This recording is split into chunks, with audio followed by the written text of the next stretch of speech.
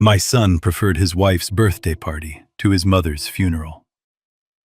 The dirt was still fresh on my wife's grave when he walked into my house the next morning, smelling of stale champagne and audacity.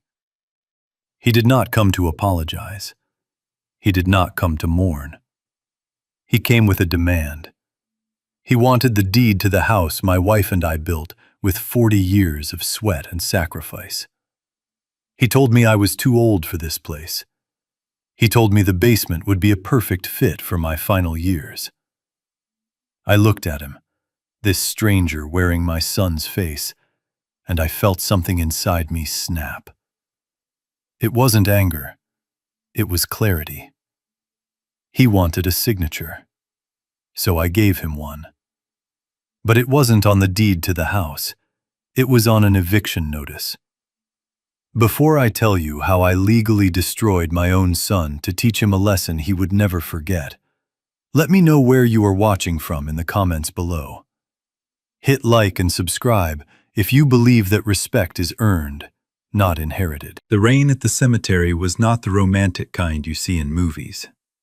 It was cold, relentless, and soaked through my black wool coat, chilling me to the bone. But the cold outside was nothing compared to the freezing void beside me. There were 3 chairs set up in the front row under the canopy. One for me, one for my wife's sister, and one for my only son, Bradley. That 3rd chair remained empty. It stared at me like a missing tooth, a gaping hole in the universe that screamed of betrayal. The pastor was saying words about Martha's kindness, her grace, her ability to forgive. I barely heard him. My eyes were fixed on that empty folding chair. Raindrops collected on its plastic seat, pooling like the tears I refused to shed. I do not cry. Tears are for men who have hope, and I had left mine back at the hospital when the monitor flatlined.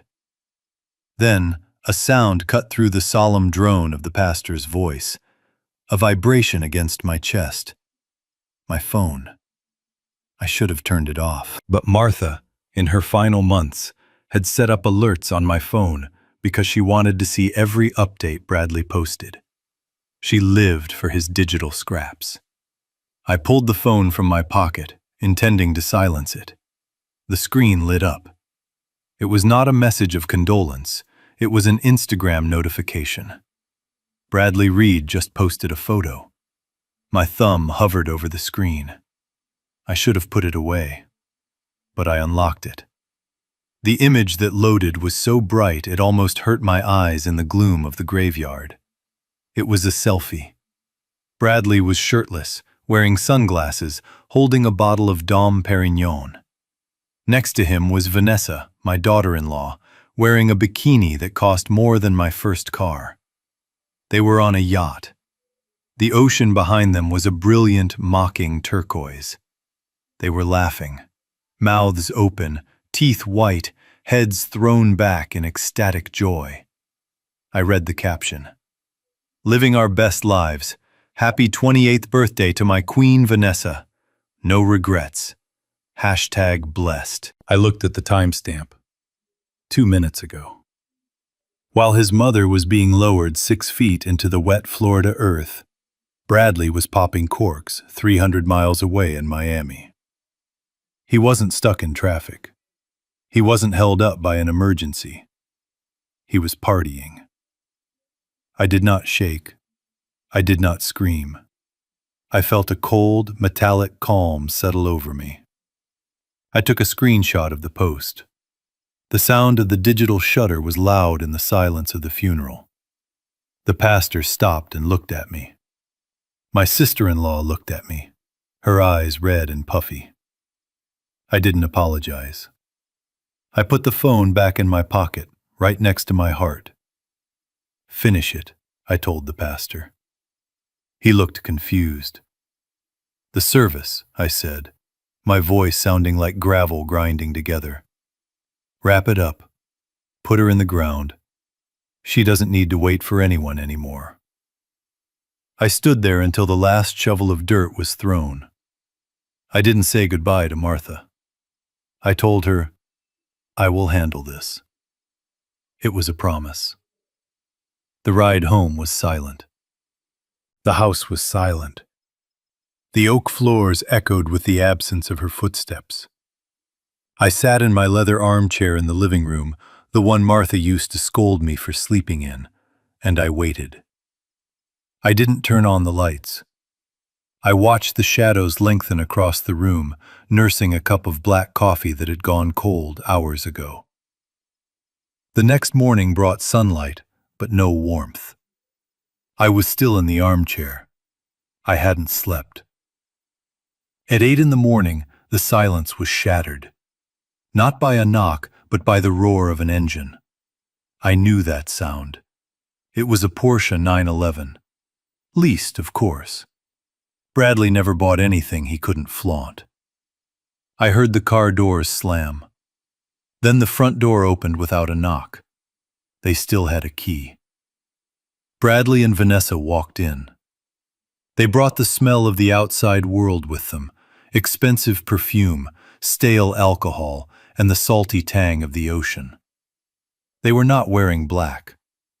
Bradley wore a linen suit that was wrinkled, his eyes hidden behind aviator sunglasses. Vanessa was wearing a bright yellow sundress, as if she were walking into a brunch, not the home of a grieving widower. She looked around the living room, wrinkling her nose. "God, it smells like old people and incense in here," she said. Her voice was high, grating, like a drill. "We need to gut this place, babe. Open floor plan. Get rid of all this dark wood."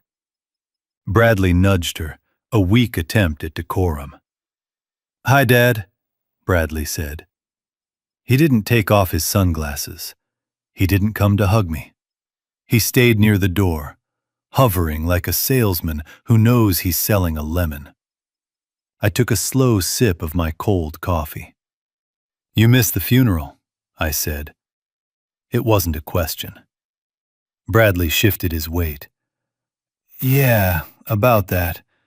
The traffic coming back from the coast was a nightmare. And honestly, Dad, Vanessa was really distraught.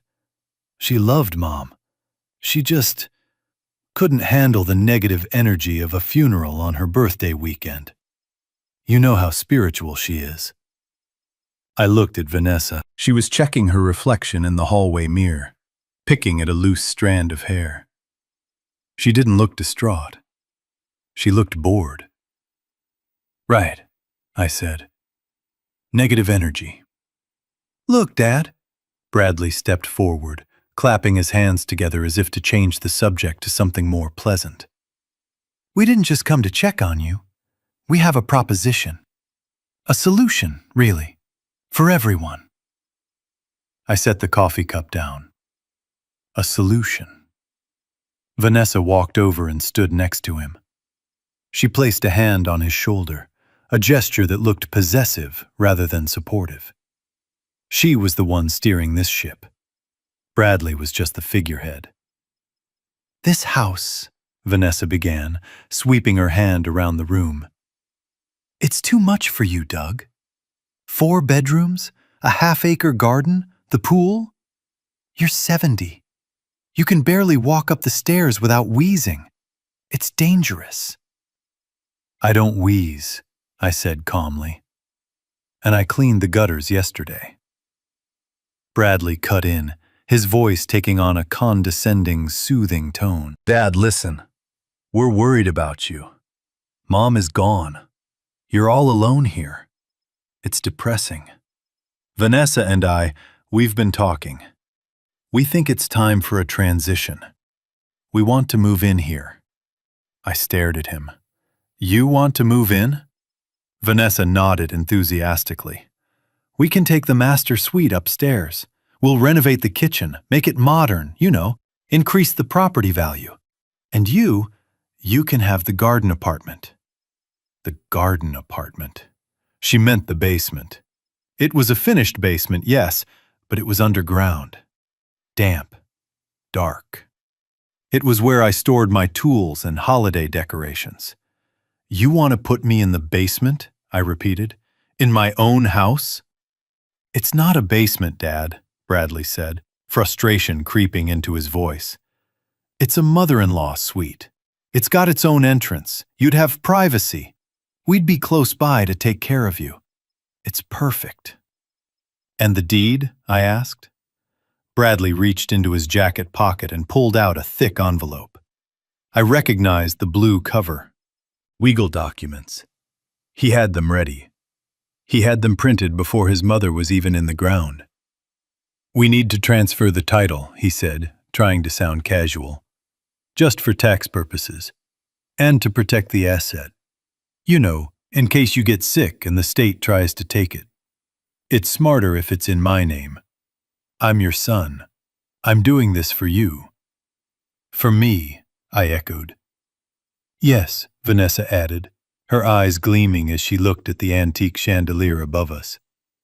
Plus, we need the space. The condo downtown is too small for our lifestyle. And honestly, Doug, you owe it to Bradley. He's had a hard year. He deserves a break. Mom would have wanted him to have this house. She always said she wanted him to be happy. That was the trigger. Using Martha's name. Using her love to justify their greed. I looked at the envelope in Bradley's hand. I looked at his sunglasses, hiding the eyes that used to look up to me with admiration when he was a boy. Now they were hiding shame and calculation. So, the plan is, I sign the house over to you today. I moved into the basement, and you two live here, I said. Bradley smiled. A relief washed over him. He thought he had won. He thought I was the same old Doug who wrote checks whenever he crashed his car. The same father who bailed him out of credit card debt 3 times. Exactly, Dad, he said, stepping forward and placing the envelope on the coffee table. Just a few signatures.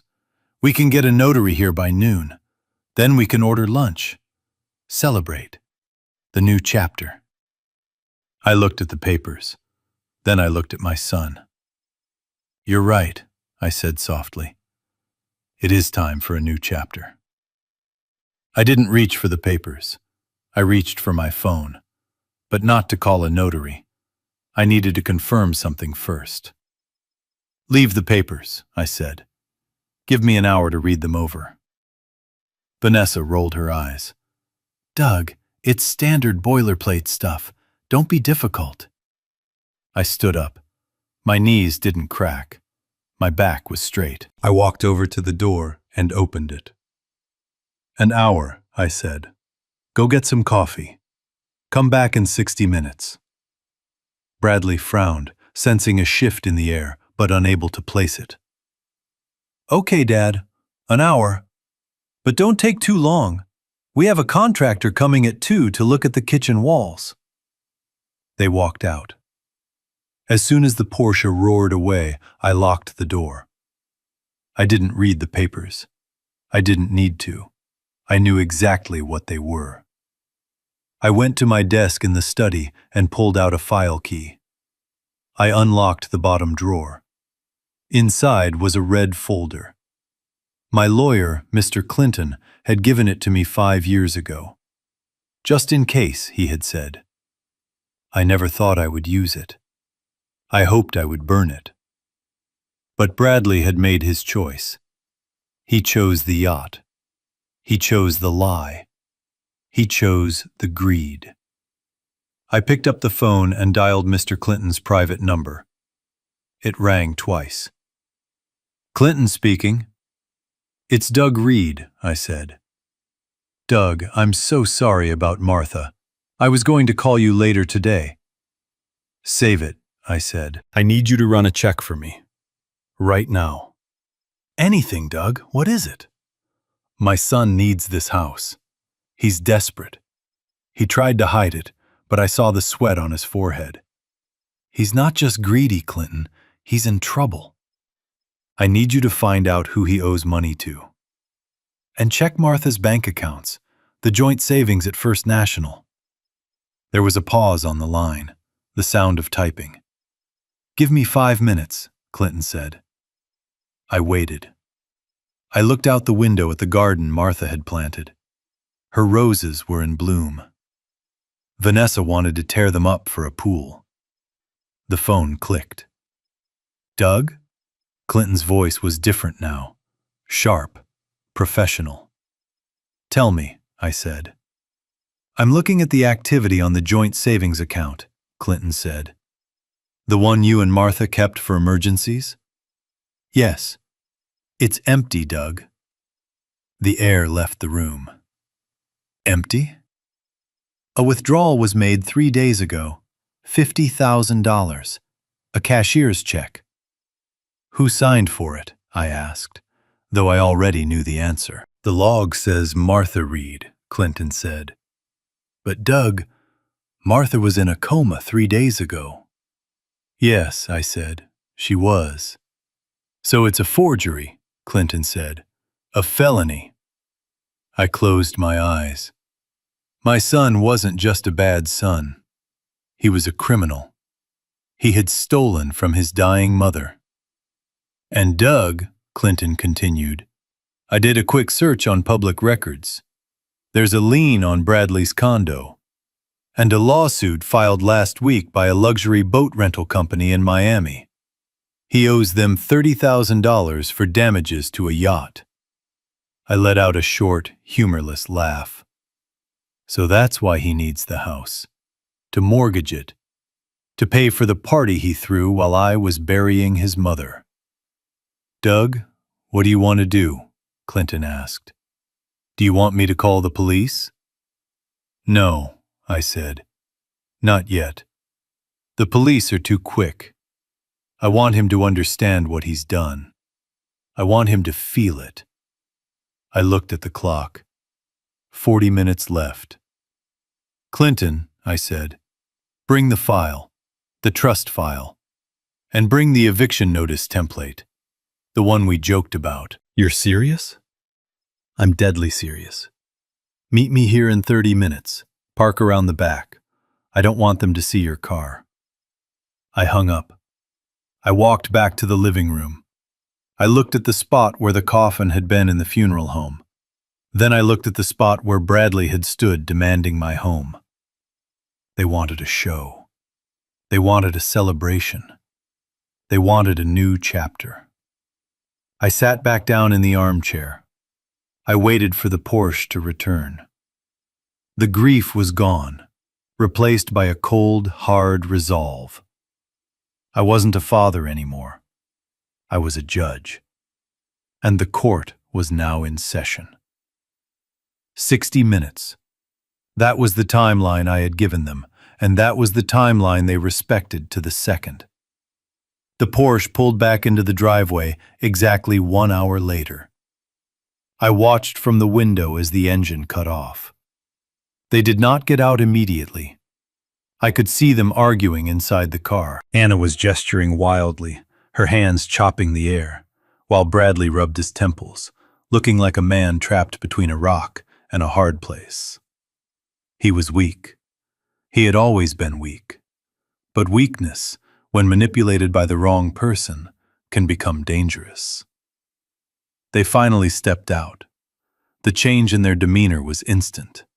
The argument vanished, replaced by practiced smiles and a veneer of concern that was so thin it was transparent. They walked up the porch steps. I didn't get up to open the door. I let them use their key. I wanted to see how comfortable they felt walking into a house they believed they already owned. Bradley entered first, holding a latte in one hand and a brown paper bag in the other. Peace offerings. Pathetic ones. Vanessa followed, the blue legal folder tucked under her arm like a weapon. "Hey, Dad," Bradley said, his voice overly cheerful. "We brought you a scone. Blueberry. Your favorite." I didn't look at the bag.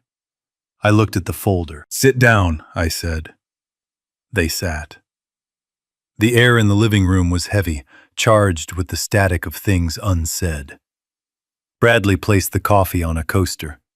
Vanessa placed the folder on the table, right on top of the coaster, pushing the coffee aside. She was done pretending. "So, Doug," she started, crossing her legs, "did you have a chance to review the papers? It's a very generous offer. Most children wouldn't even offer the basement suite. They'd just put you in a home." I looked at her. Her eyes were cold, devoid of any empathy. She spoke about me as if I were a piece of furniture that needed to be moved into storage. "I reviewed them," I said. "And?" Bradley leaned forward, hope flickering in his eyes. I reached for the folder. I opened it slowly. I saw the lines waiting for my signature. Grantor, beneficiary, transfer of deed, irrevocable. I looked up at my son. "I'm not signing this, Bradley." The room went silent. The hope in Bradley's eyes died, replaced by panic. Vanessa didn't panic. She stiffened. Her eyes narrowed into slits. "What do you mean you're not signing?"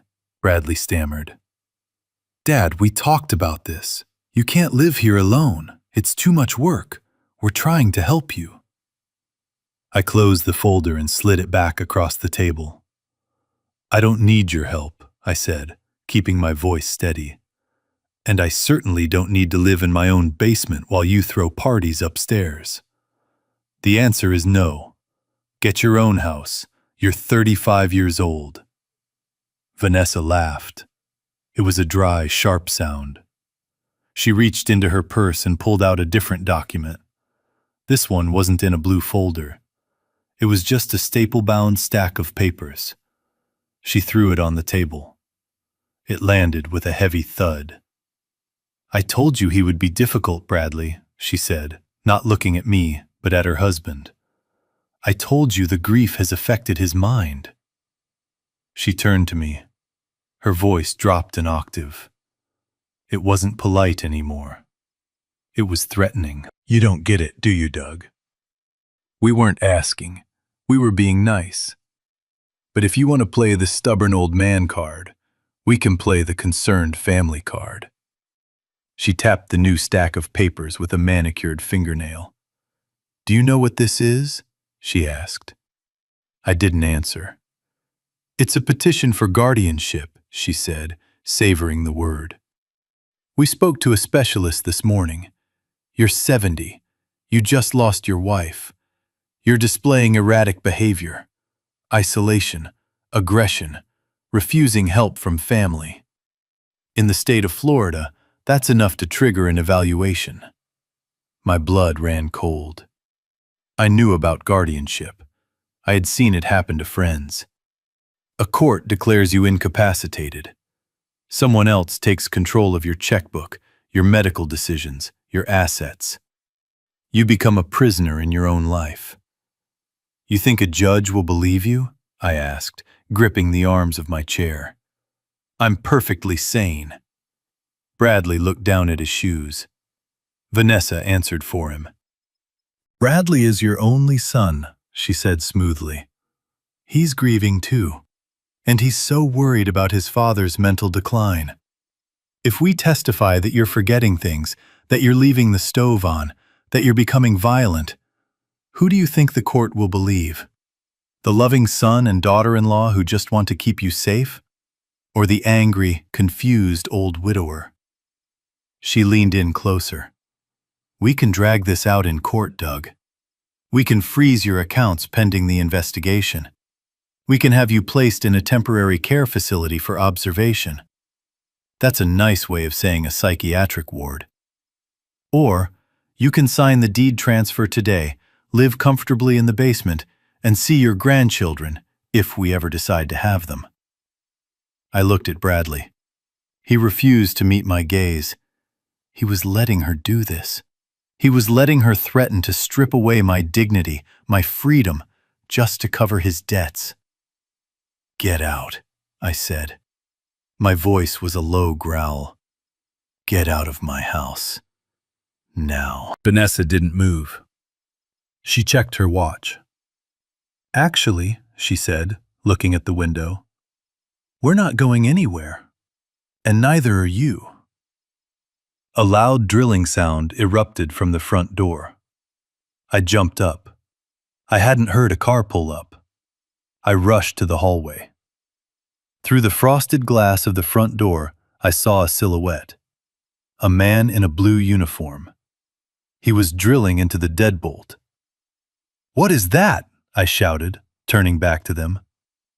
"A locksmith," Vanessa said calmly. "We're changing the locks. For your safety, of course. You've been so forgetful lately, losing keys. We can't have the house unsecured." I ran to the door and threw it open. A young man in a jumpsuit looked up, startled. He had a new smart lock mechanism in his hand. "Stop!" I commanded. "Get away from my door." The man looked past me, towards Bradley. Mr. Reed?" he asked. Bradley stepped into the hallway. He finally looked at me, and there was a hardness in his face I had never seen before. Desperation makes men do terrible things. "It's okay," he told the locksmith. "My father is just confused. He's having an episode. Just finish the job. Here's the work order. I'm the owner." He waved the unsigned deed. The locksmith didn't check the signature. He just saw a man in a suit and an old man yelling. He nodded and went back to drilling. I stepped back, my heart hammering against my ribs. I turned to the back door. "Don't bother," Vanessa called out from the living room. "We had the back gate programmed with a new code while you were staring at the papers. The perimeter is secured." I was trapped. In the house I built, with the people who wanted to steal it. I looked at them. They stood together in my hallway, a united front of greed. They thought they had checkmated me. They thought that by changing the locks and threatening my sanity, they had stripped me of my power. They thought I was just a helpless old man who would fold under pressure. They were wrong. I took a deep breath. I forced my hands to stop shaking. I walked past them, back into the living room. "Fine," I said. "You win." Vanessa smiled. A victorious, predatory smile. "I knew you'd see reason, Doug." "I need a moment," I said, "to process this. I'll go to my study."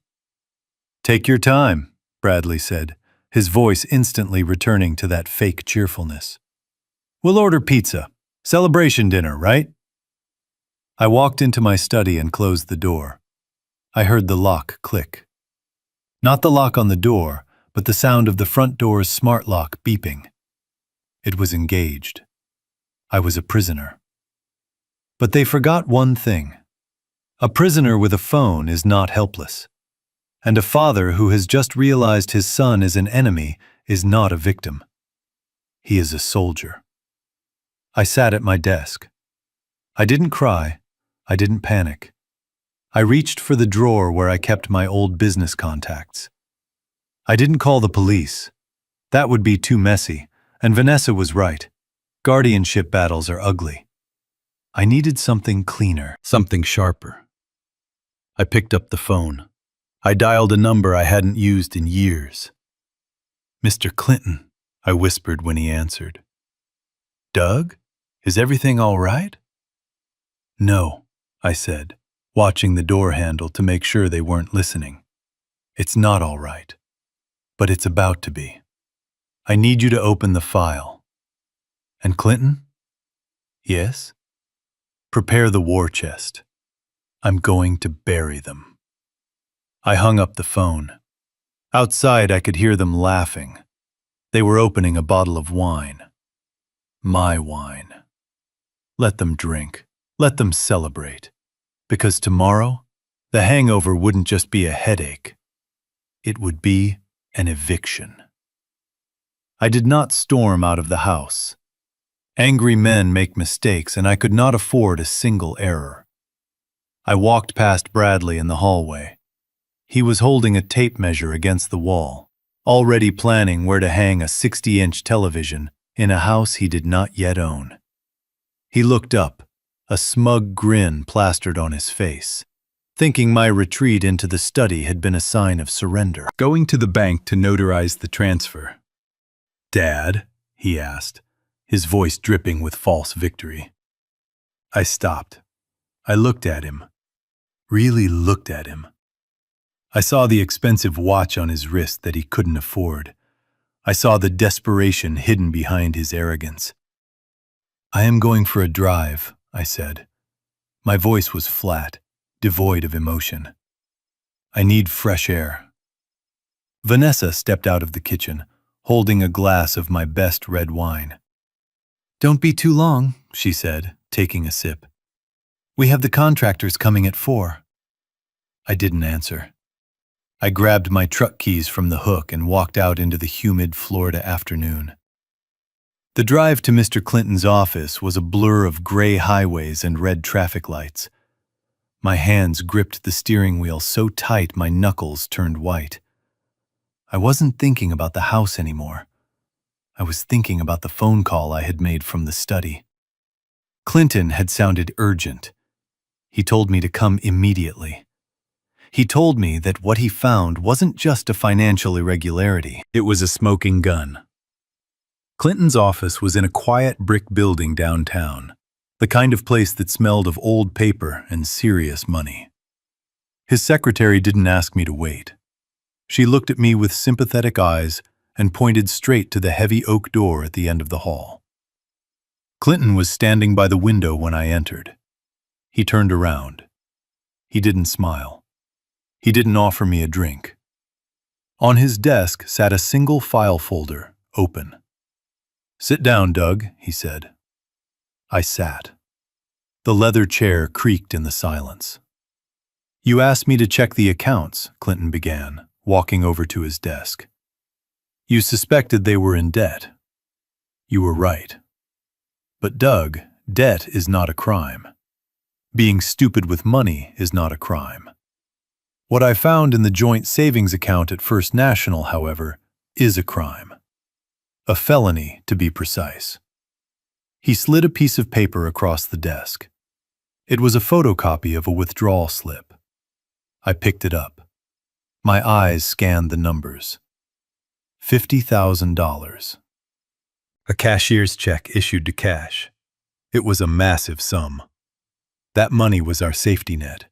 It was the money Martha and I had saved for medical emergencies, for end-of-life care. "Look at the date," Clinton said softly. I looked. Tuesday, October 14th. My breath hitched in my throat. Tuesday. I remember Tuesday. Tuesday was the day the doctors told me there was nothing more they could do. Tuesday was the day they increased Martha's morphine drip. Tuesday was the day she slipped into the coma from which she never woke up. I looked at the bottom of the slip. There was a signature. Martha Reed. I stared at the ink. It was shaky. The loops on the M were uneven. The tail of the R trailed off. It looked like the handwriting of a weak, dying woman. It looked convincing. To a bank teller who didn't know her, it would pass. To a stranger, it looked like an elderly woman signing a check with a trembling hand. But I was her husband. I knew every curve of her handwriting. I had watched her sign birthday cards, tax returns, and letters for 40 years. And I knew with absolute certainty that on Tuesday, Martha could not lift a finger. Her hands were swollen. She was unconscious. "This is a forgery," I whispered. The room felt suddenly very cold. Clinton nodded grimly. "I know." I called the bank manager. I told him I was conducting an audit of the estate. I asked who presented this withdrawal slip. He paused, letting the weight of the revelation hang in the air. "It was a woman," Clinton said. "Blonde, mid-20s. She had Martha's ID. She claimed to be her niece helping her aunt with bills. She wore big sunglasses and a scarf. The teller remembered her because she was rude. She demanded the check in large bills." "Vanessa," I said. The name tasted like bile in my mouth. "And the driver waiting outside in the Porsche?" Clinton asked. "Bradley," I answered. I put the paper down. The picture was complete. While I was sitting by Martha's bedside, holding her hand, praying for a miracle, my son and his wife were at the bank, impersonating a dying woman to steal her life savings. They didn't just wait for her to die. They robbed her while she was taking her last breaths. They financed their yacht party with the money we saved for her funeral. "This isn't just theft," Doug Clinton said, his voice hard. "This is elder abuse. This is identity theft. This is bank fraud. If we take this to the district attorney, they will go to prison. Not for a few months, for years." I looked at the signature again. Martha Reed. It was a violation so deep it made the loss of the house feel insignificant. They had touched her legacy. They had used her name to feed their greed. "Do you want me to call the police?" Clinton asked, his hand hovering over the phone. "We have the evidence. The bank cameras will confirm it. We can have them arrested within the hour." I closed my eyes. I imagined the police cars pulling up to my house. I imagined the handcuffs. It would be justice. Fast, brutal justice. But it wasn't enough. Prison would be too easy for them. They would play the victim. They would cry to the press. They would say they were desperate, that it was a misunderstanding, and eventually, they would get out. "No," I said, opening my eyes. Clinton looked surprised. "Doug, they stole $50,000. "I know," I said, standing up. "And I will get it back. Every single cent. But I don't just want them in jail, Clinton. I want them broken. I want them to lose everything they think they have. I want them to feel the ground crumble beneath their feet." I walked over to the window and looked out at the street. People were walking by, living their normal lives, unaware that monsters existed. "If I arrest them now, they lose their freedom," I said. "But if I wait, if I let them think they've won, I can take more than their freedom. I can take their future." I turned back to Clinton. "You said the house is in a trust," I asked. Clinton nodded. "The Reed Family Living Trust. You and Martha are the trustees." "And the clause?" I asked. "The one we added 5 years ago when Bradley got his second DUI? Clinton smiled, a shark-like grin that matched my own mood. "The disinheritance clause. It's ironclad, Doug. If the beneficiary acts in a way that brings moral turpitude or harm to the grantors, or fails to perform basic familial duties—" "Like missing a funeral to go to a party?" I interrupted. "Exactly," Clinton said. "Or stealing from a comatose mother." "Good," I said. "Keep the file open, but don't file the police report yet. I need one more thing." "What is it?" "I need to become their creditor," I said. "You told me Bradley has a lien on his condo. Who holds the debt?" "A secondary lender, high-risk outfit. They'd be happy to sell the note for cash." "Buy it," I said. "Buy it under the LLC name. Buy it today. I want to own the roof over his head." Clinton tapped his pen on the desk. "You're going to evict him from both houses, aren't you?" I picked up the photocopy of the forged check. I folded it neatly and put it in my pocket, right next to my heart. "He tried to bury me in the basement," I said. "So I am going to bury him in paperwork." I walked to the door. Doug Clinton called out, "Be careful. They are desperate. If they find out you know—" "Let them find out," I said. "But not until I have the pen in my hand." I walked out of the office. The sun was setting now, casting long, dark shadows across the city. I wasn't just an old man anymore. I was a hunter. I got back into my truck and turned the key. The engine roared to life. I was going back to the house. I was going back to the snake pit. But this time, I wasn't bringing a scone. I was bringing a war. I parked my truck a block away from the house. I needed the walk. I needed the physical exertion to burn off the adrenaline that was coursing through my veins after the meeting with Mr. Clinton. The evening air was thick and humid, sticking to my skin like a second layer of grief. As I approached my home, the place where I had raised a family and loved a woman for 40 years, it didn't look like a sanctuary anymore. It looked like a crime scene. The windows were dark, except for the master bedroom upstairs, Martha's bedroom. The light was blazing, casting a harsh, artificial glow onto the front lawn. My heart hammered against my ribs. Why were they in the master bedroom? We had agreed, or at least I had let them believe I agreed, that they would stay in the guest room until the paperwork was signed. That room was sacred. Martha's perfume bottles were still on the vanity. Her reading glasses were still on the nightstand, marking page 112 of a romance novel she would never finish. I unlocked the front door. The new smart lock beeped a cheerful, mocking welcome. Inside, the house was silent, but it was a heavy silence, the kind that precedes a storm. Then I heard it.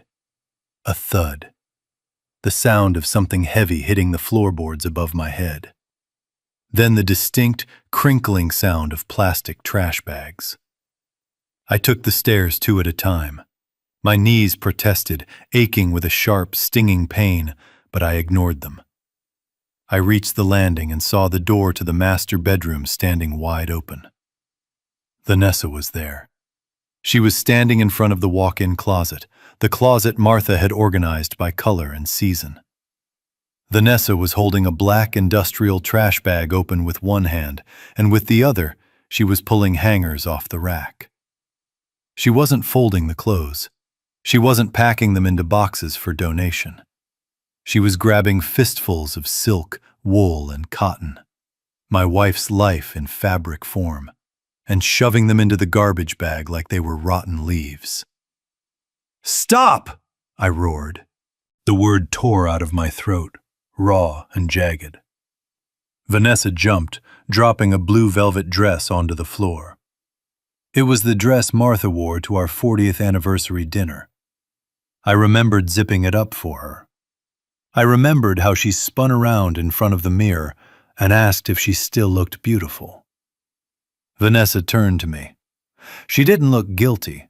She looked annoyed, like a teenager caught doing a chore she hated.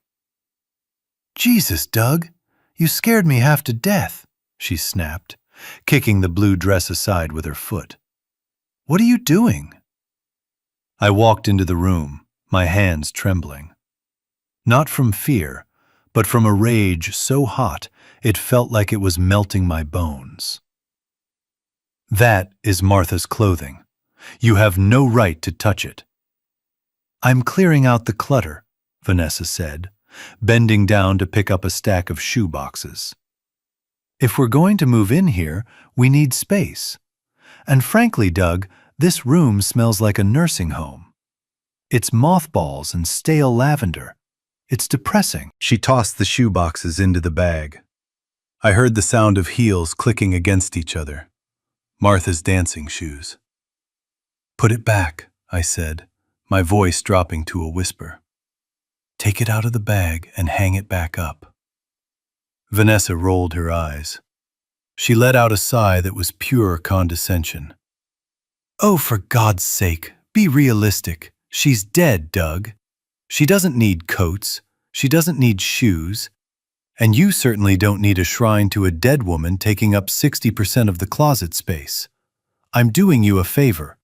I'm ripping off the Band-Aid." She reached for the top shelf, grabbing a white box. I knew what was in there. It was her wedding veil, preserved in tissue paper. "No!" I shouted. I lunged forward. I didn't think, I just reacted. I grabbed the box from her hand before she could crush it into the trash bag. "Don't you dare touch that," I hissed, clutching the box to my chest. Vanessa recoiled, her face twisting into a mask of shock and anger. "You're crazy!" she screamed. "Bradley! Bradley, get up here! Your father is attacking me!" I wasn't attacking her. I was protecting the only things I had left. But the truth didn't matter to them. Bradley appeared in the doorway a second later. He was holding a beer. He looked from Vanessa, who was clutching her pearls in a dramatic pose of victimhood, to me standing there hugging a white box like a lifeline. "Dad, what the hell is going on?" Bradley demanded, stepping into the room. He grabbed my arm, digging his fingers into my bicep. "She is throwing away your mother's things," I said, pointing at the black bags. "Look at this, Bradley. That's her anniversary dress. Those are her shoes. She's throwing them in the garbage." Bradley looked at the bags. For a split second, I saw a flicker of hesitation in his eyes. He recognized the blue dress, too. But then he looked at Vanessa. She shot him a look that was pure venom, a silent command that said, "Whose side are you on?"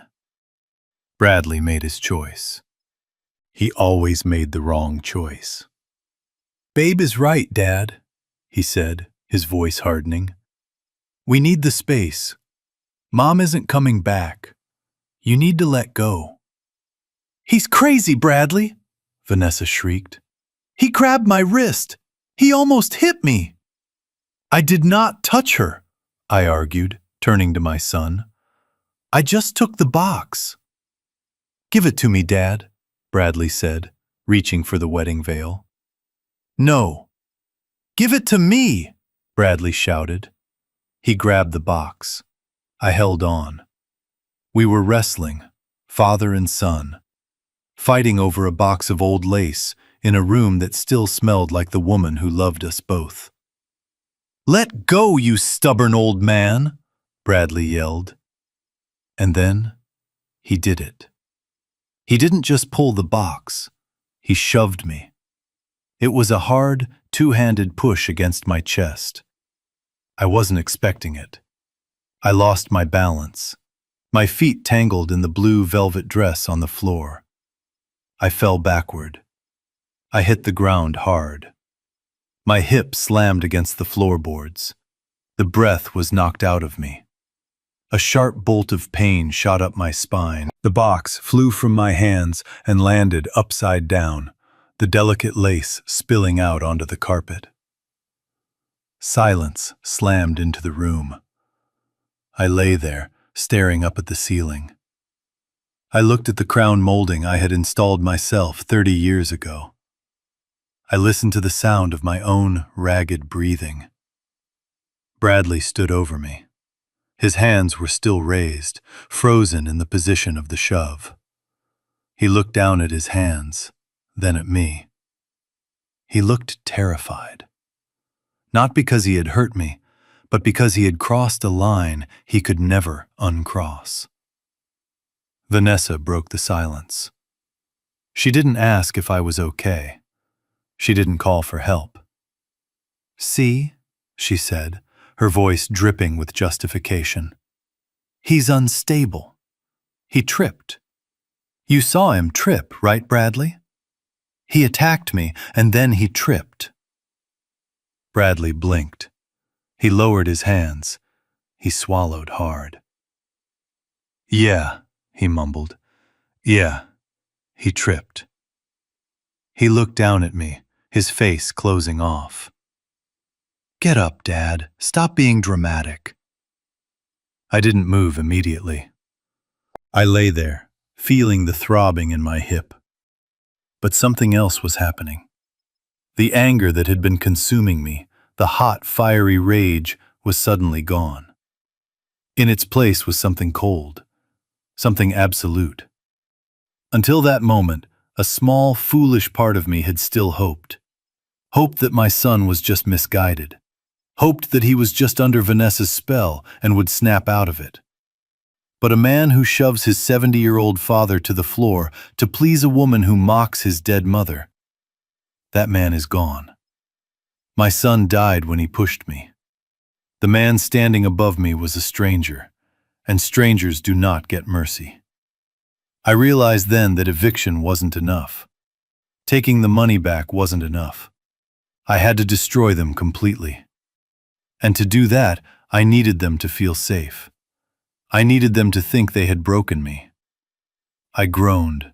I rolled onto my side and slowly, painfully, pushed myself up to a sitting position. I looked at Bradley. I didn't glare. I let my shoulders slump. I let my face crumble into a mask of defeat. "You're right," I whispered, my voice shaking. Bradley blinked. "What?" "You're right," I said, looking at the spilled veil. I'm living in the past. It's hard, son." I saw the tension leave Bradley's shoulders. He exhaled. "I know it's hard, Dad," he said, his voice softening, regaining that condescending tone. "But we have to move forward." I nodded. I reached out a hand. "Help me up, please." Bradley stepped forward and pulled me up. His grip was firm, pretending to be supportive. I dusted off my pants. I looked at Vanessa. "I'm sorry," I lied. "I'm sorry I yelled. I'm just tired. I'm an old man and I'm tired of fighting." Vanessa smirked. She won. That's all she cared about. "Apology accepted, Doug," she said, kicking the last of the clothes into the bag. "Just let us handle the packing from now on." I looked at Bradley. "I'll sign," I said. Bradley's eyes widened. "Really?" "Yes," I said. "I'll sign the deed." "I'll move downstairs. Just, let's have a nice dinner tonight. One last dinner as a family before the changes. I'll make steaks. We can sign the papers over dessert." Bradley grinned. He looked like a child who just got away with murder. "That sounds great, Dad. Steaks sound great." Vanessa tied the knot on the trash bag. "Perfect," she said. "I'll open a bottle of red. A good one this time." I watched them. They were giddy. They were celebrating their victory. They had no idea that I wasn't surrendering. I was loading the gun. "I'll go start the grill," I said quietly. I walked out of the bedroom. I limped slightly, exaggerating the injury just enough to look pathetic. As I walked down the hallway, I passed the guest bathroom. I paused and looked in the mirror. The man staring back at me didn't look tired. He looked dangerous. I went downstairs to the kitchen. I didn't reach for the steaks. I reached for my pocket. I pulled out the small digital voice recorder I had bought at the electronics store on my way back from Clinton's office. I checked the battery. Full.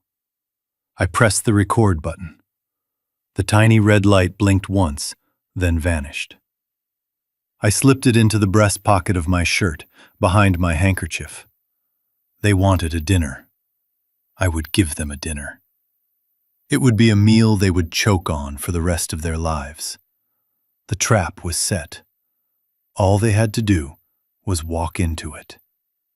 And I knew, with the certainty of a man who has nothing left to lose, that their own greed would lead them right to the slaughter. I stood in front of the bathroom mirror for a long time. I was not looking at my reflection to admire it. I was studying it. I needed to see what they saw. I saw the gray hair, the lines etched deep around my eyes, the slight stoop in my shoulders that came from 40 years of carrying lumber and drywall. I needed to use this. For the next hour, Douglas Reed, the man who once stared down union bosses and hurricane winds, had to die. In his place, I needed to become Doug. the frightened, feeble old man who was terrified of dying alone in a state-run facility. I practiced a tremor in my right hand. I let my jaw go slack. I slumped my posture, shrinking 2 inches in height. It was the hardest thing I have ever had to do.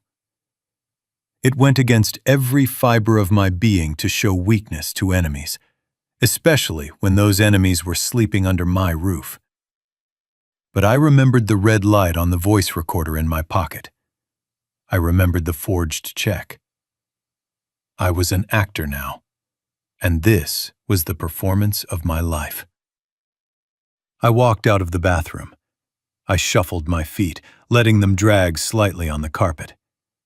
I made my way to the kitchen. The smell of the steaks I had put on the grill earlier wafted in, mixing with the scent of their expensive, cloying perfume. They were sitting at the kitchen island. Vanessa was scrolling on her phone, looking bored. Bradley was nursing a beer, staring into the middle distance. When I entered, the conversation died. I didn't look them in the eye. I looked at the floor. "I don't want to go," I whispered. My voice cracked perfectly. Vanessa looked up, raising an eyebrow. "Go where, Doug?" "To the home," I said, looking up at her with pleading eyes. You said if I didn't sign, you would petition for guardianship. You said you would put me in a facility. Please, I can't go there. I promised Martha I would die in this house." I saw the change in Vanessa's face instantly. The tension in her jaw relaxed. Her shoulders dropped. She smiled, but it wasn't a warm smile. It was the satisfied smirk of a predator that sees the prey expose its throat. She nudged Bradley. "See?"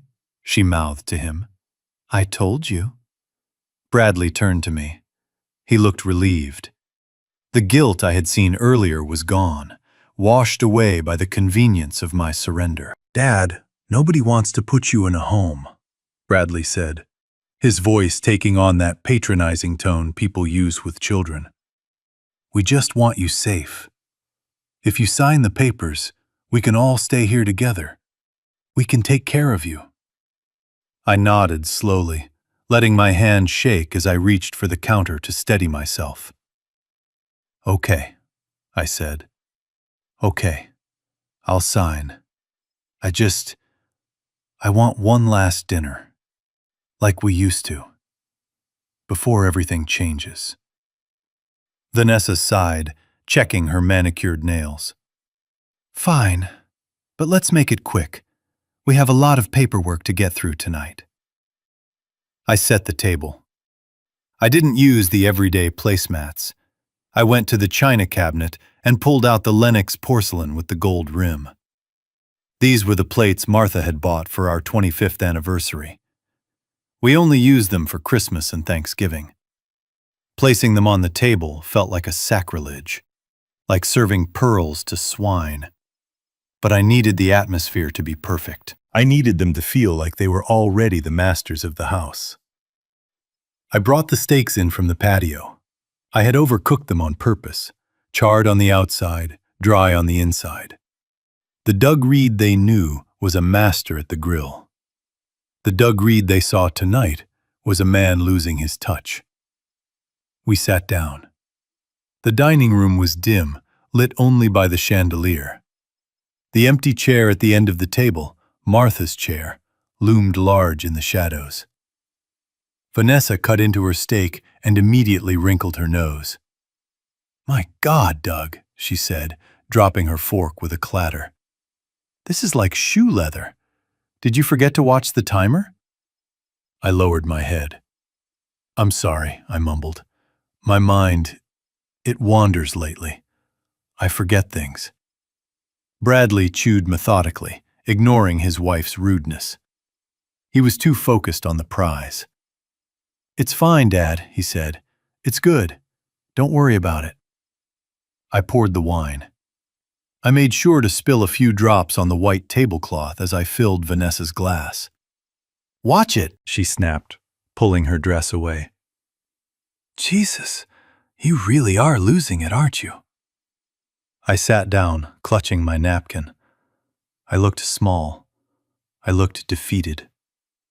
So, Vanessa said, taking a long gulp of wine. The assets.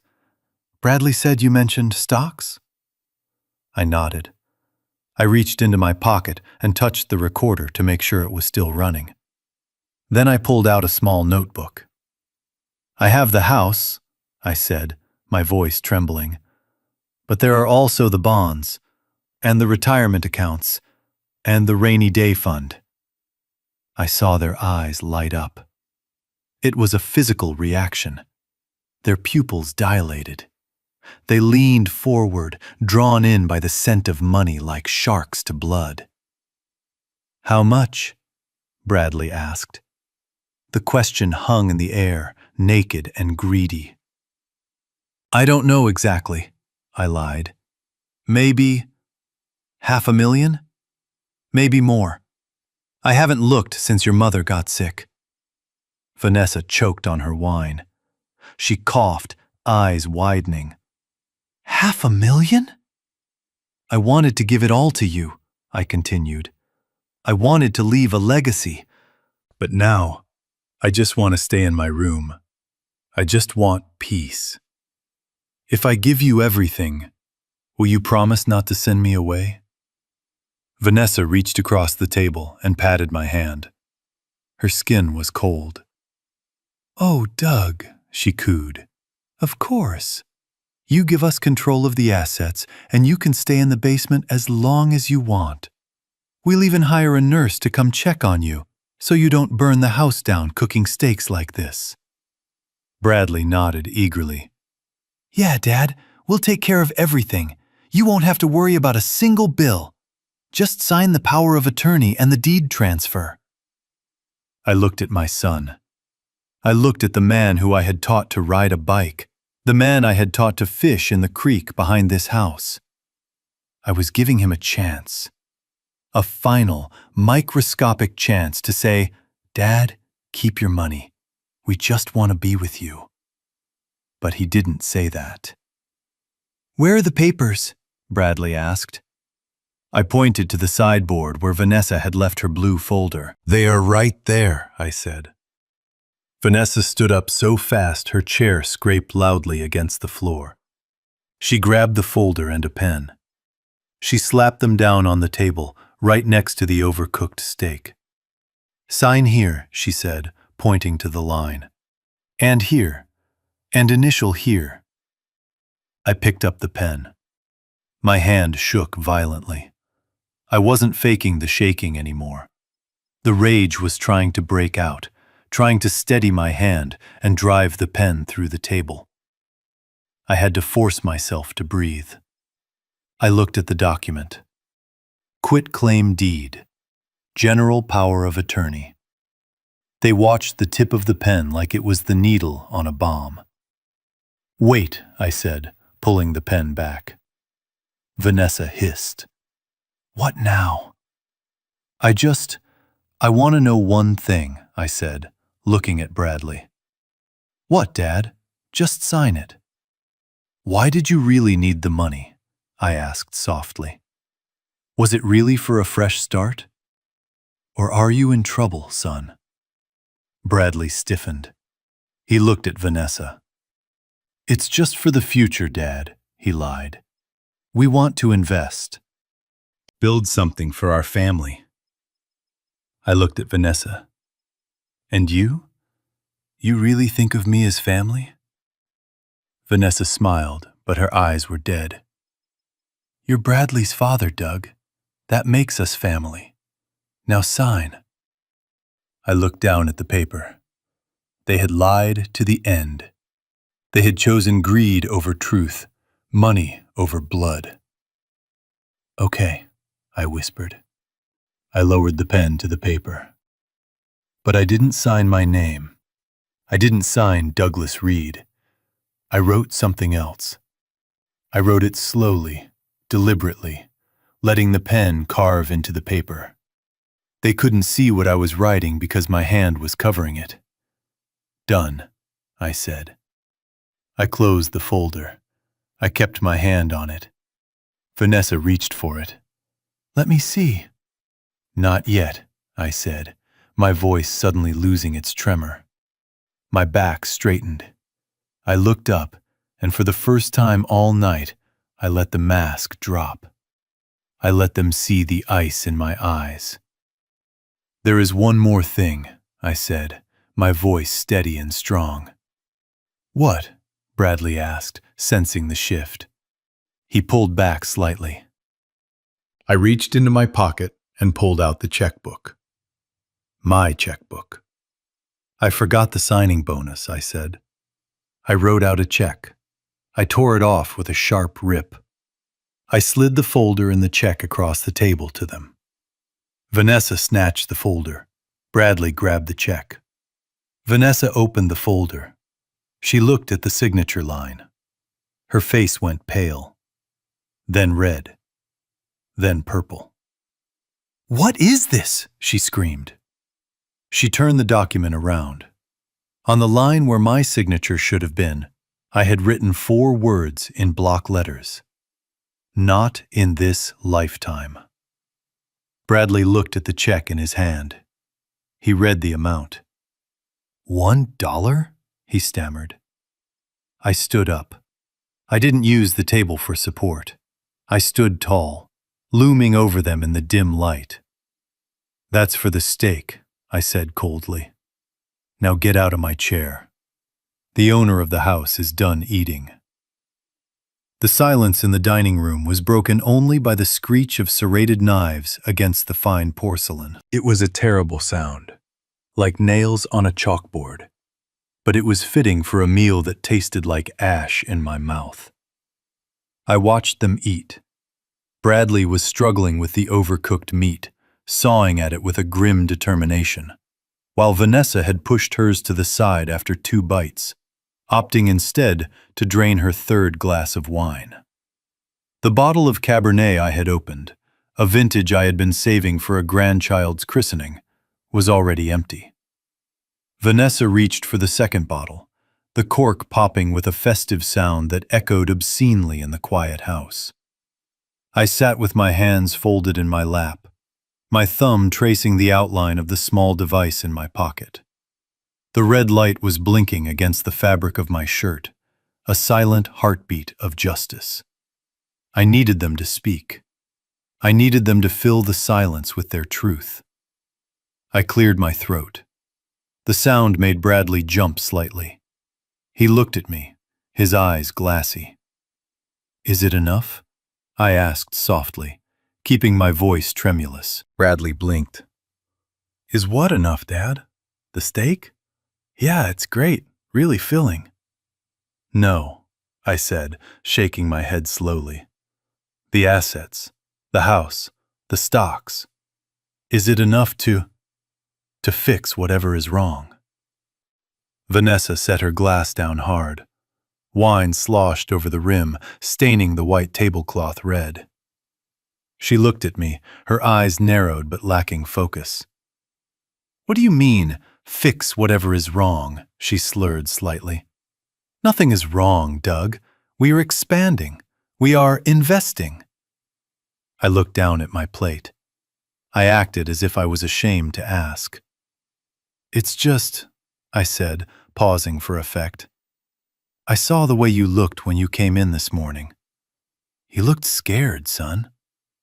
And the locksmith, that cost money. You seemed desperate." Bradley laughed. It was a nervous, high-pitched sound. "We aren't scared, Dad. We're ambitious. There's a difference. You wouldn't understand. You spent 40 years working with a hammer. We work with leverage." "Leverage," I repeated. "Is that what you call it?" Vanessa leaned forward. Her inhibitions were drowning in the Cabernet. She wanted to brag. I could see it in the way she smirked. "You have no idea how the world works now, Doug," she said. "You save pennies in a jar. We make moves. Big moves. But big moves require capital. And frankly, sitting on this much equity while you watch daytime TV is a waste. It's a sin against economics. I nodded, acting the part of the ignorant old man. So, the debts, I ventured. The rumors I heard about the boat? Bradley froze. His fork hovered halfway to his mouth. Who told you about the boat? I shrugged, making myself look small. People talk, son. At the hardware store. Someone mentioned a rental agency in Miami. Something about an accident. Vanessa threw her head back and laughed. It was a cruel, harsh sound. An accident, she mocked. That's one way to put it. It was a party, Doug. A legendary party. We had 30 people on a 60-foot catamaran. The captain was an idiot. He didn't secure the anchor. We drifted. Maybe we hit a pier. Maybe we didn't. Who cares? It's insured. Bradley put his fork down. He looked at Vanessa, then at me. He decided to own it. He decided that since I was signing everything over anyway, he didn't need to hide his brilliance. It wasn't just a pier, Dad, he said, puffing out his chest. We took out a section of a private dock, and yeah, the deposit didn't cover it. They wanted 30 grand cash or they were going to press charges for negligence. 30 grand, I whispered. That's a lot of money. Vanessa waved her hand dismissively. It's chump change. Or it should be, if your son wasn't so terrible at poker. Bradley's face flushed. Shut up, Ness.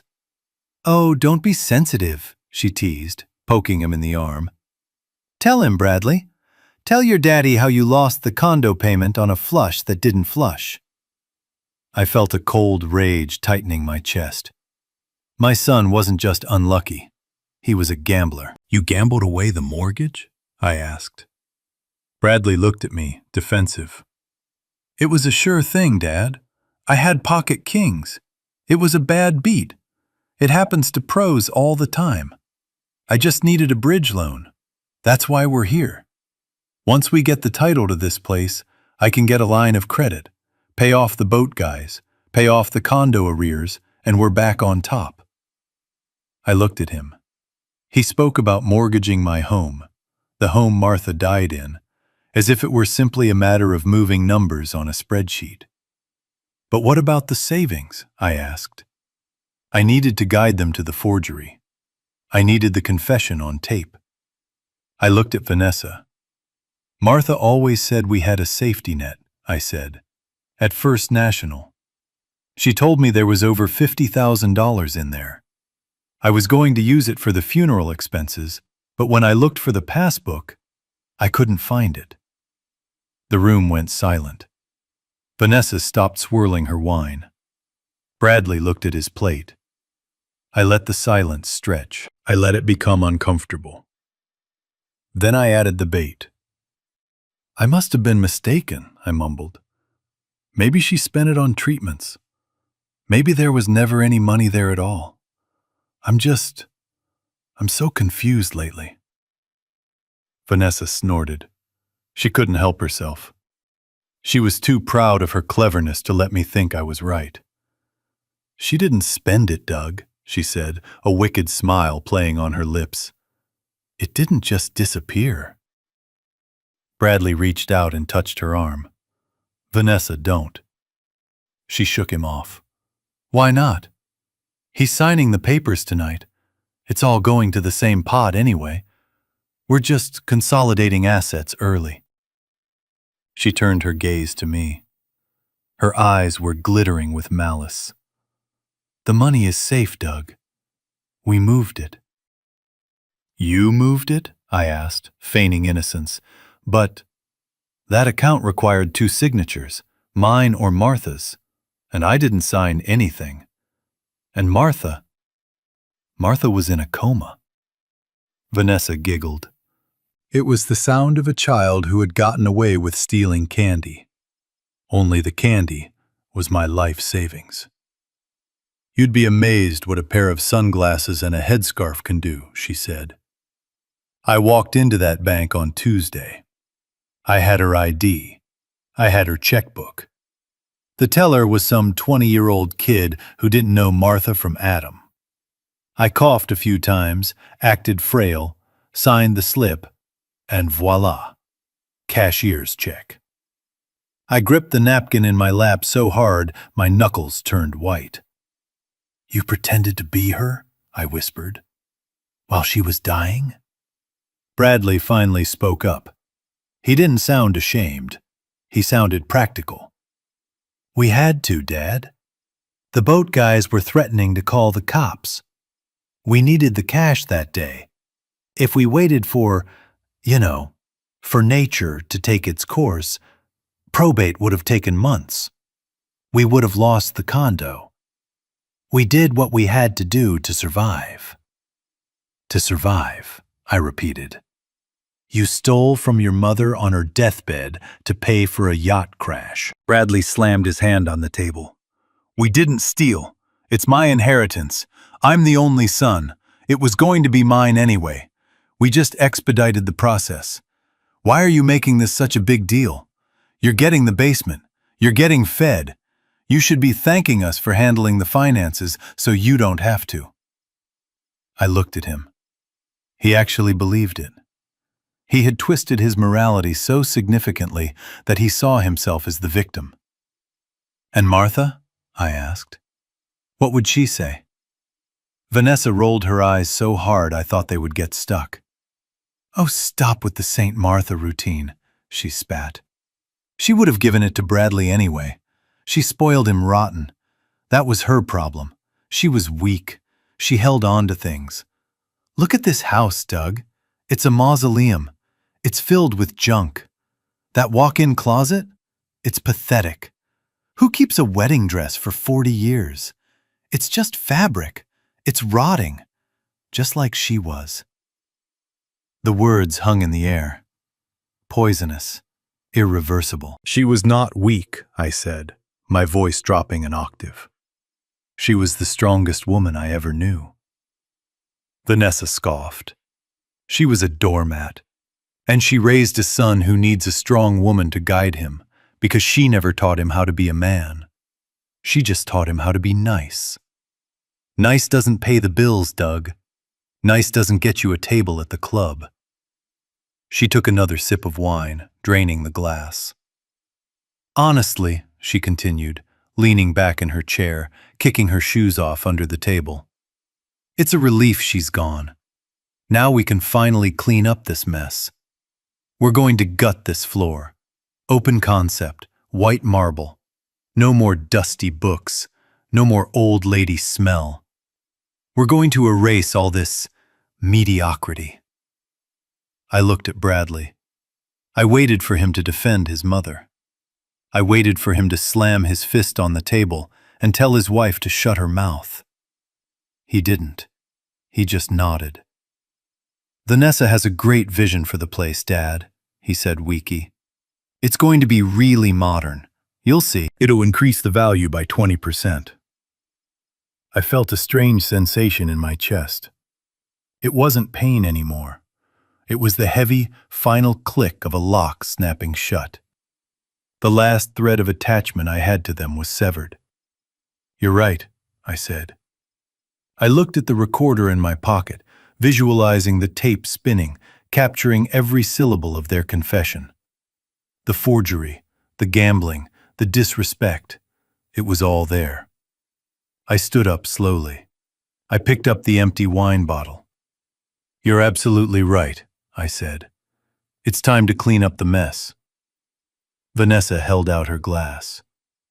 "Open another one, Doug," she commanded. "We need to toast to the renovations." I looked at her glass. I looked at her face, flushed with alcohol and greed. "No," I said. "I think you've had enough." Vanessa's smile faltered. "Excuse me?" I walked over to the sideboard. I didn't reach for the wine. I reached for the dessert I had promised. But there was no cake. There was only the blue folder. "The signing," Bradley said, rubbing his hands together. "Right. Let's get it done." I picked up the folder. I walked back to the table. I stood at the head, the place where I had presided over family dinners for decades. I looked at the document one last time. "You admitted it," I said softly. "Admitted what?" Bradley asked, reaching for a pen.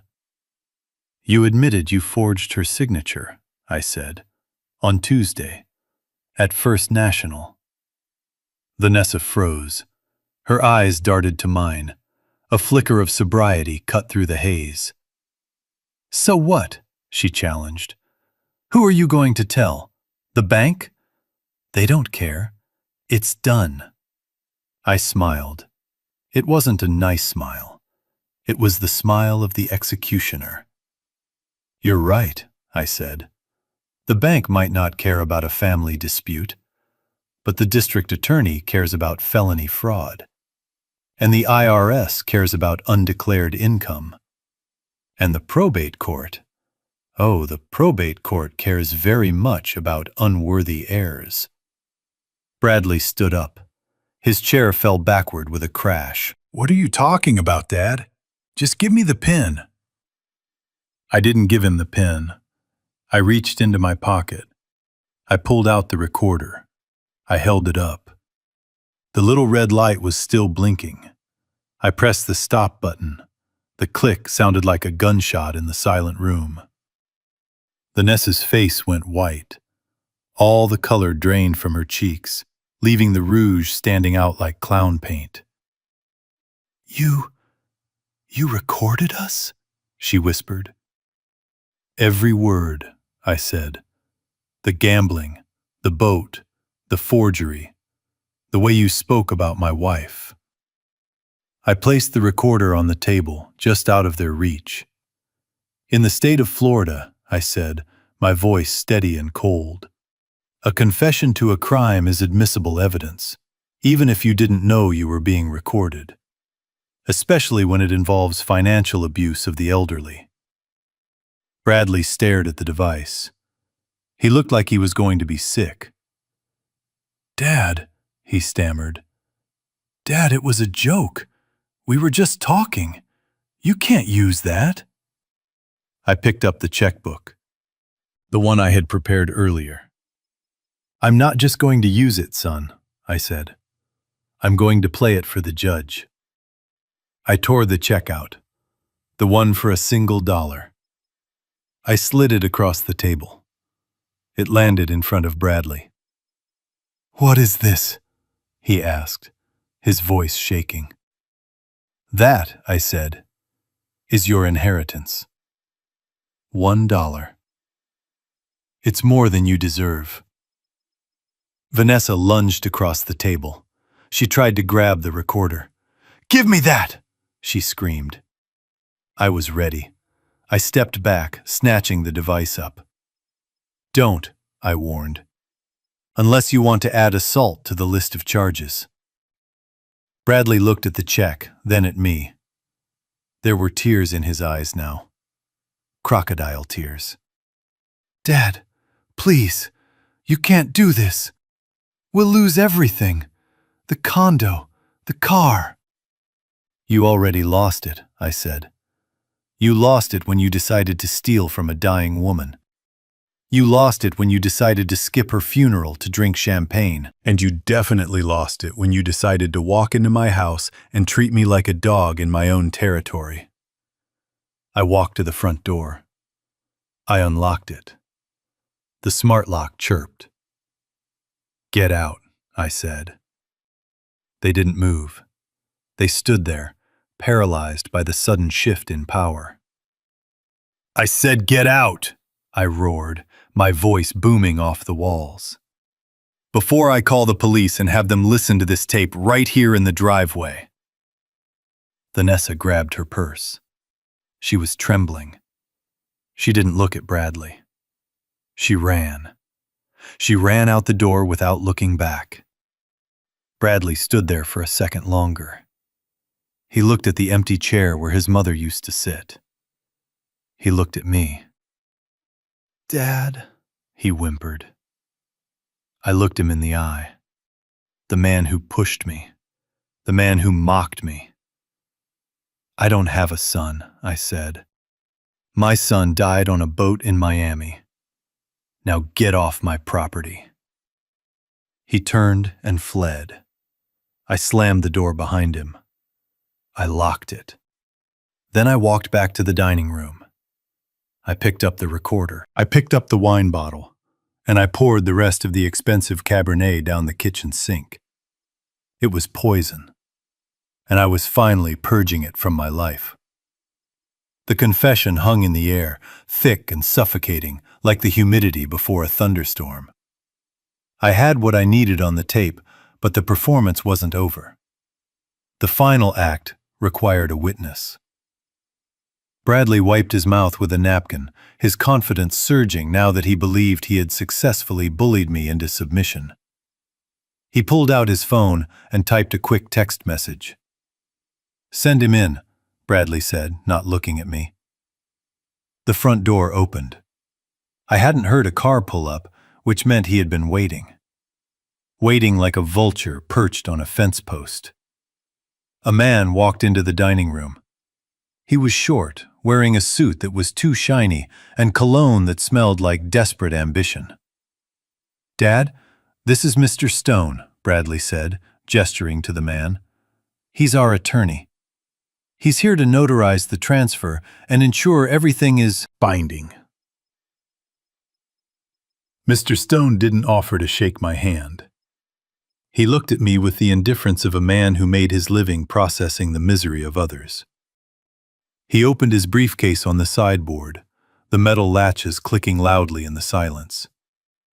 He pulled out a heavy document, bound in blue legal paper, and laid it on the dining table, right next to the empty wine bottles. "Mr. Reed," Stone said, his voice raspy, "if you could please sign on the tabbed pages. Initial the bottom of each sheet. This transfers the deed of the property, the rights to the trust, and the power of attorney over your liquid assets to your son and daughter-in-law."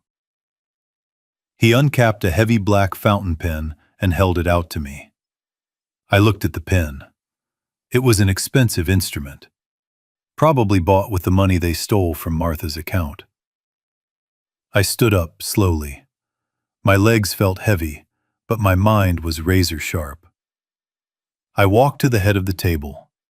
Anna was leaning forward, her eyes wide, practically vibrating with anticipation.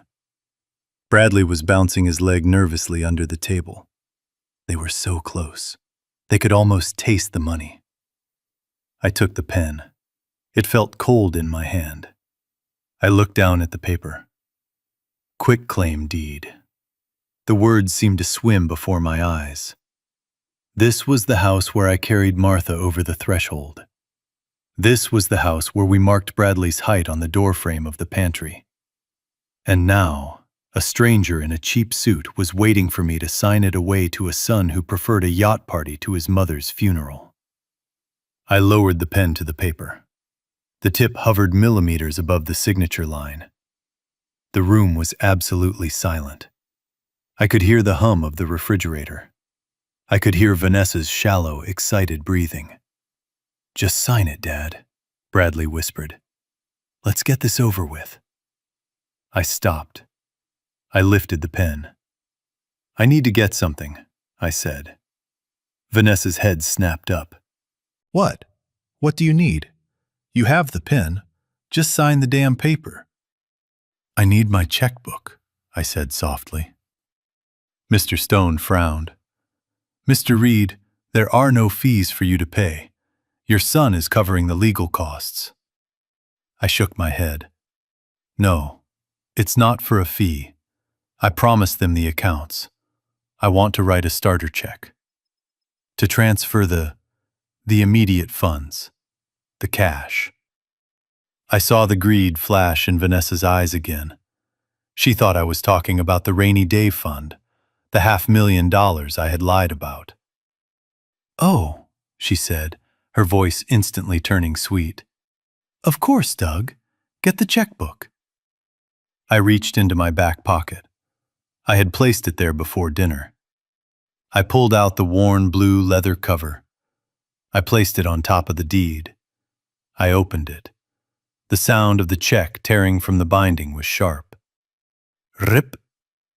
I smoothed the check out on the table. I took the fancy black pen. I wrote the date. I wrote the payee, Bradley and Vanessa Reed. I moved my hand to the amount box. They were leaning in now. Mr. Stone was watching, bored. Bradley was watching, hungry. Vanessa was watching, triumphant. I wrote the number, 1.00. Then I moved to the line below to write it out in words. $1.00 over 100. I signed my name at the bottom. Douglas Reed. It was the strongest, boldest signature I had written in years. I didn't hand it to them. I picked up a paperclip from Mr. Stone's open briefcase. I clipped the check to the front page of the deed. Then I capped the pen. The click echoed in the room. I slid the entire stack, the deed, the power of attorney, and the check across the mahogany table. It stopped right in front of Bradley. "There," I said. Bradley looked down. He smiled at first, expecting to see a fortune. Then he squinted. $1?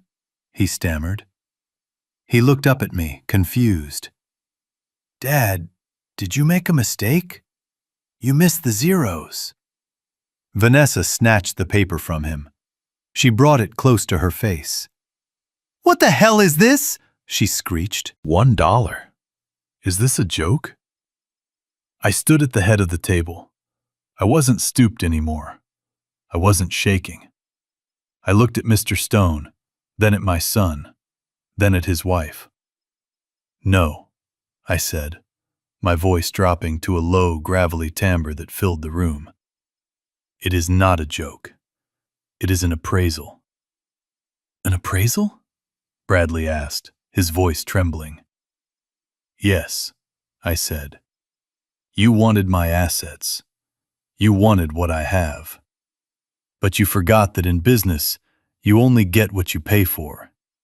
And you paid for this with betrayal." I pointed a calloused finger at the check.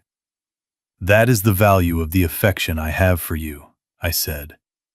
"That is the sum total of your worth as a son. $1. That is what you are worth to me now." Vanessa threw the papers onto the floor. "You senile old bat!" she screamed, her face twisting into something ugly. "We're not leaving here with $1. We're leaving with the house. Stone, make him sign the real papers." Mr. Stone took a step back. He was a sleazy lawyer, but he wasn't stupid. He saw the change in me. He saw the look of a man who had set a trap and was now springing it. "Mr. Reed," Stone said nervously, "if you were not signing voluntarily—" I cut him off.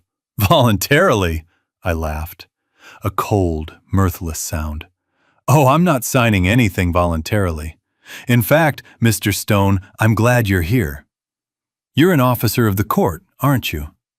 Stone nodded slowly. "Yes." "Good," I said.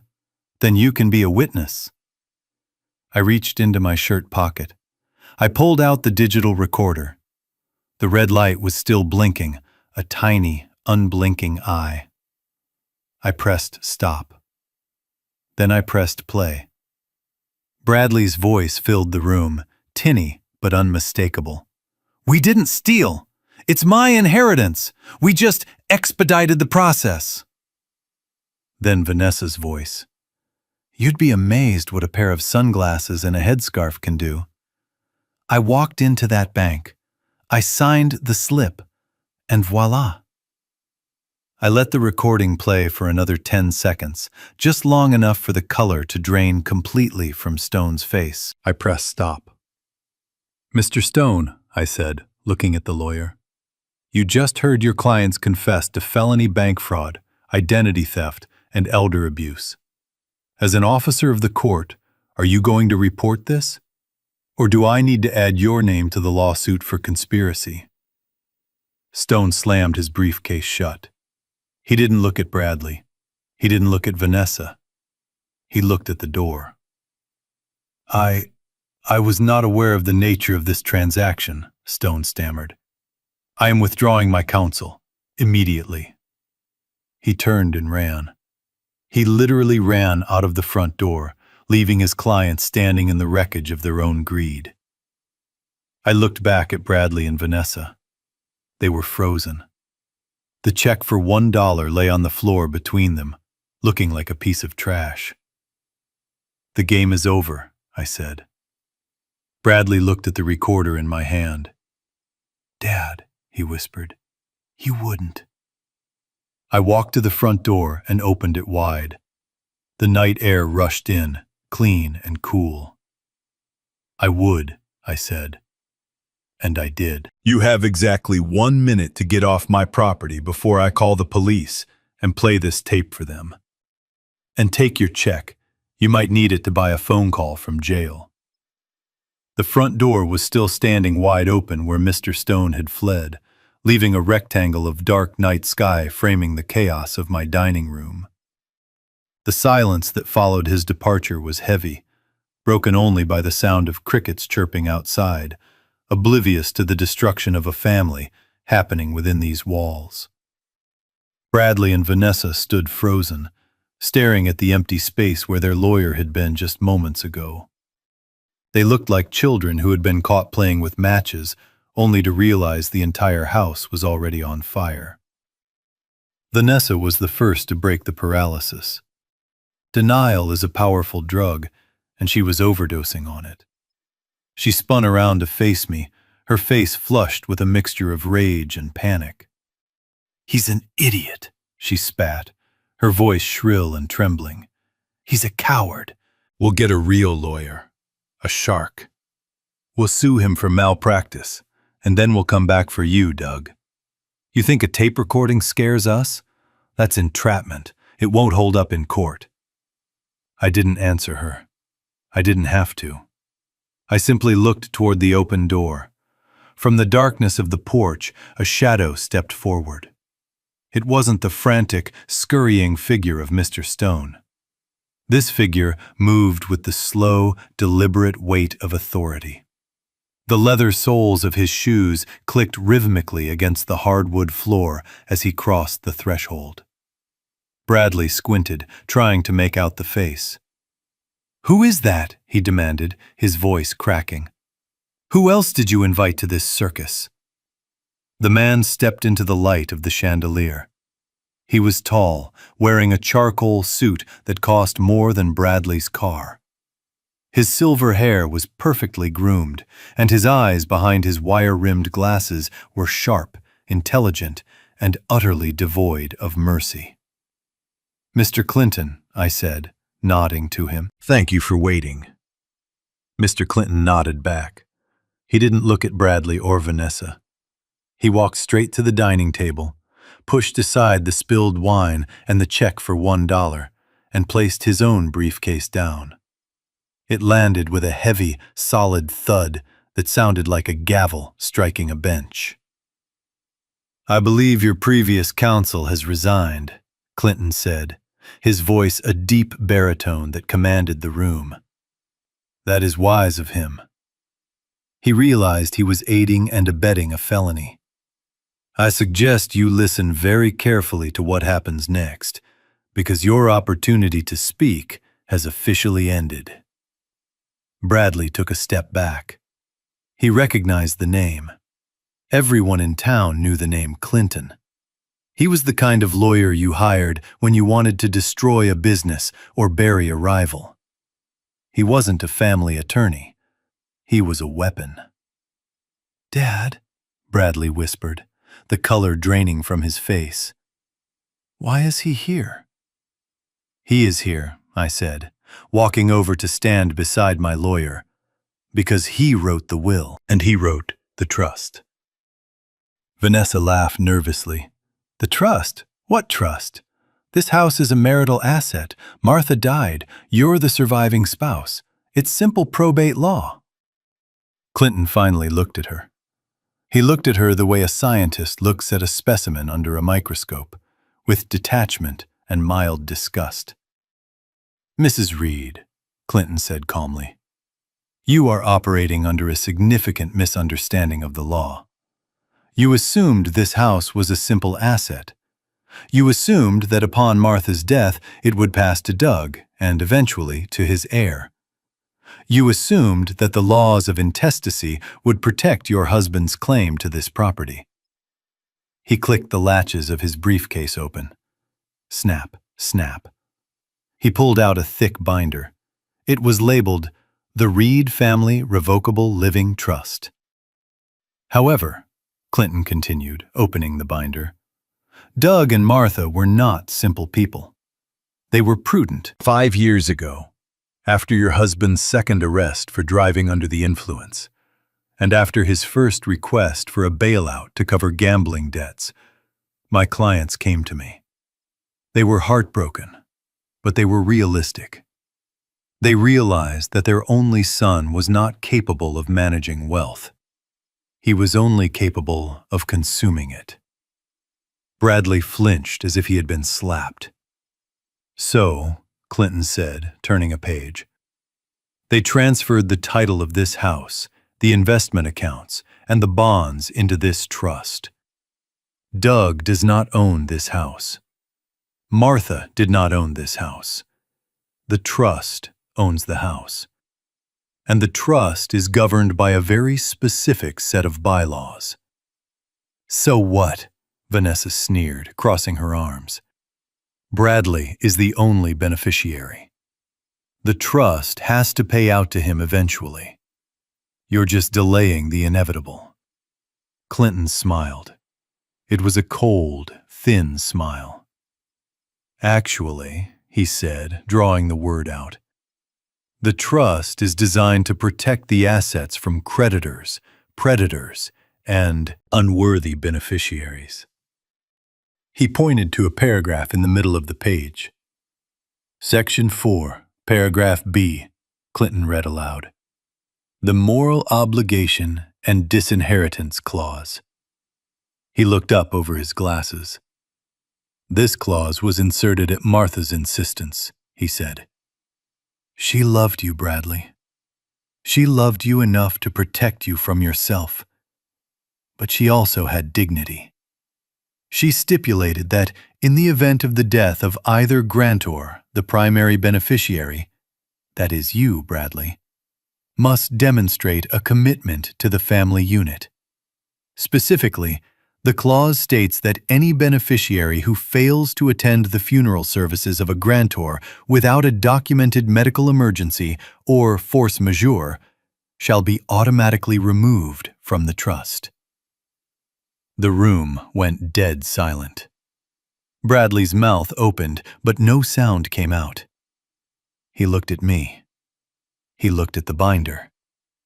Clinton continued reading, his voice relentless. Furthermore, any beneficiary found to be engaging in celebrations, recreational travel, or social events on the day of said funeral shall be deemed to have severed their familial bond. In such an event, their status as beneficiary is immediately revoked, and the assets are to be redirected to the secondary beneficiaries, the veterans of foreign wars and the St. Jude Children's Research Hospital. Vanessa shook her head violently. No, that's not legal. You can't enforce that. That's subjective. You can't prove he was celebrating. He was grieving. He was grieving in his own way. She turned to Bradley, grabbing his arm. Tell him you were sick. Tell him you couldn't make it.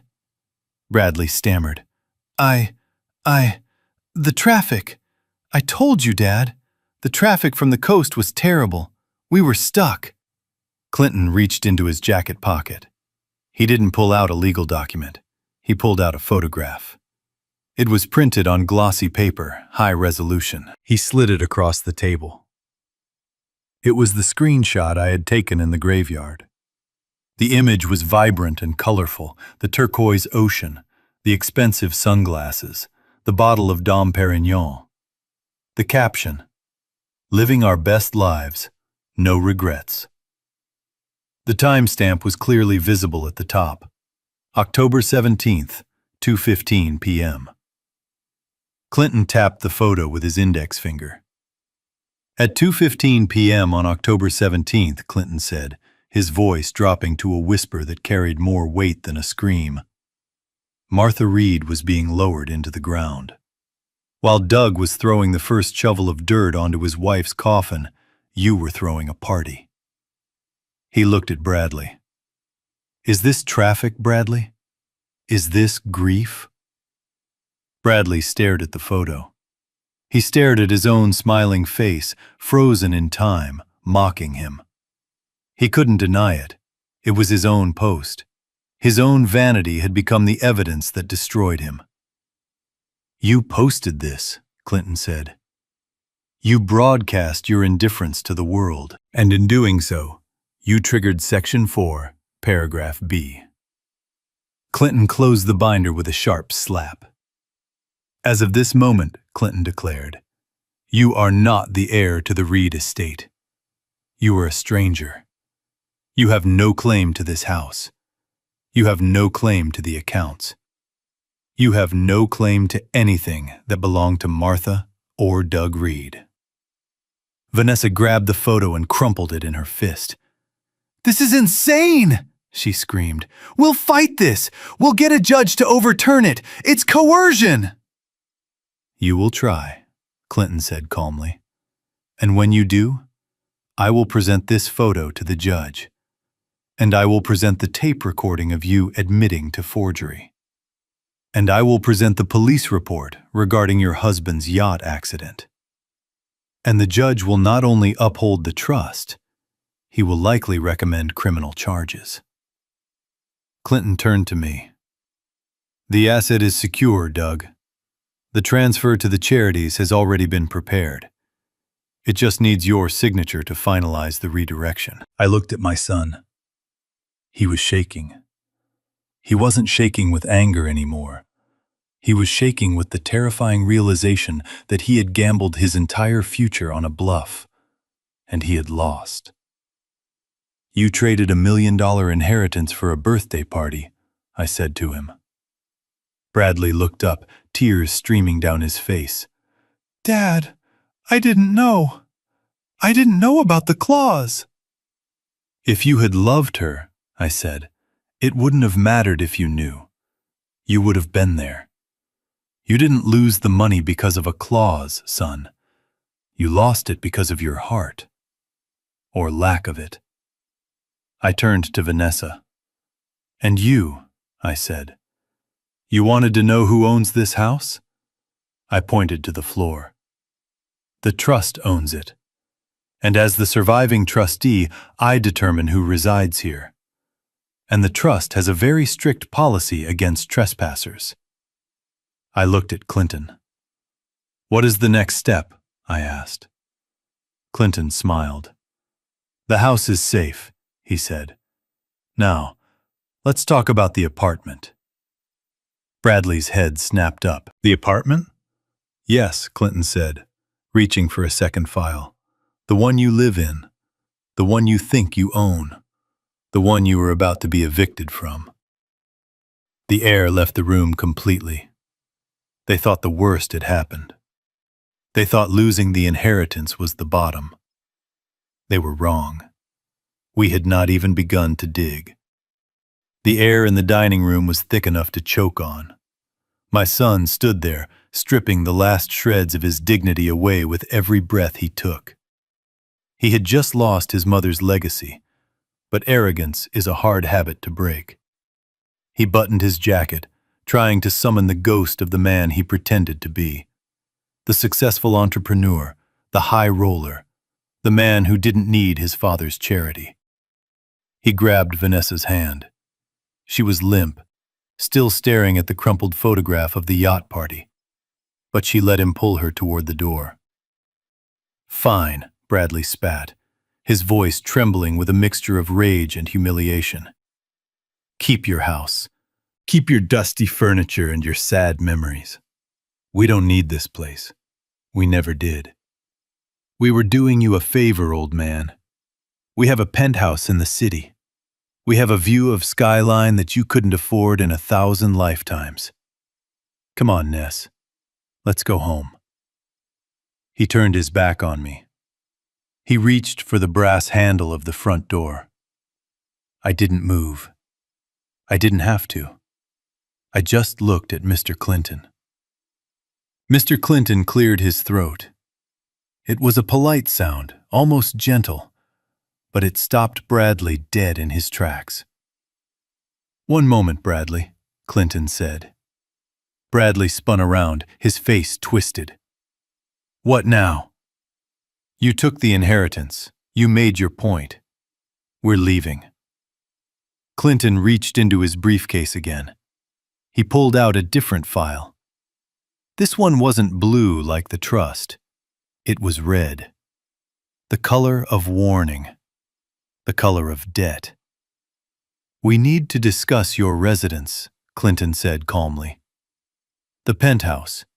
Unit 405 at the Westview Towers. Is that correct?" Bradley narrowed his eyes. "How do you know my unit number?" Clinton opened the file. He adjusted his glasses, scanning the document with the precision of a surgeon looking for a tumor. "I know it because I have the title search right here," Clinton said. "And I see something interesting. You bought the place 3 years ago. But you didn't buy it outright. You took out a jumbo mortgage. And then, 6 months ago, you took out a second mortgage. A bridge loan. High interest. Short term. Secured against the equity of the property." Bradley's face went pale. He released the door handle. "That's private financial information," he stammered. "That's none of your business." "It became my business this morning," Clinton replied, turning a page. "You see, that second lender, Gulf Coast Capital, they don't like risk. And you, Bradley, are a risk. You missed your payment in September. You were late in October. They were getting ready to file a notice of default." "So what?" Bradley shouted, his voice echoing in the empty hallway. "I'll pay them. I just need a few weeks, once I get settled." "You don't have a few weeks," Clinton said, "because Gulf Coast Capital doesn't hold the note anymore. They sold it." "Sold it?" Bradley frowned. "To who?" Clinton slid a document across the mahogany table. It wasn't a check this time. It was a notice of assignment of debt. "To a private investment firm," Clinton said. "A holding company called Shadow Creek LLC. They bought your debt at a discount this morning. They paid cash. They now own the lien on your apartment." Bradley walked slowly back to the table. He picked up the paper.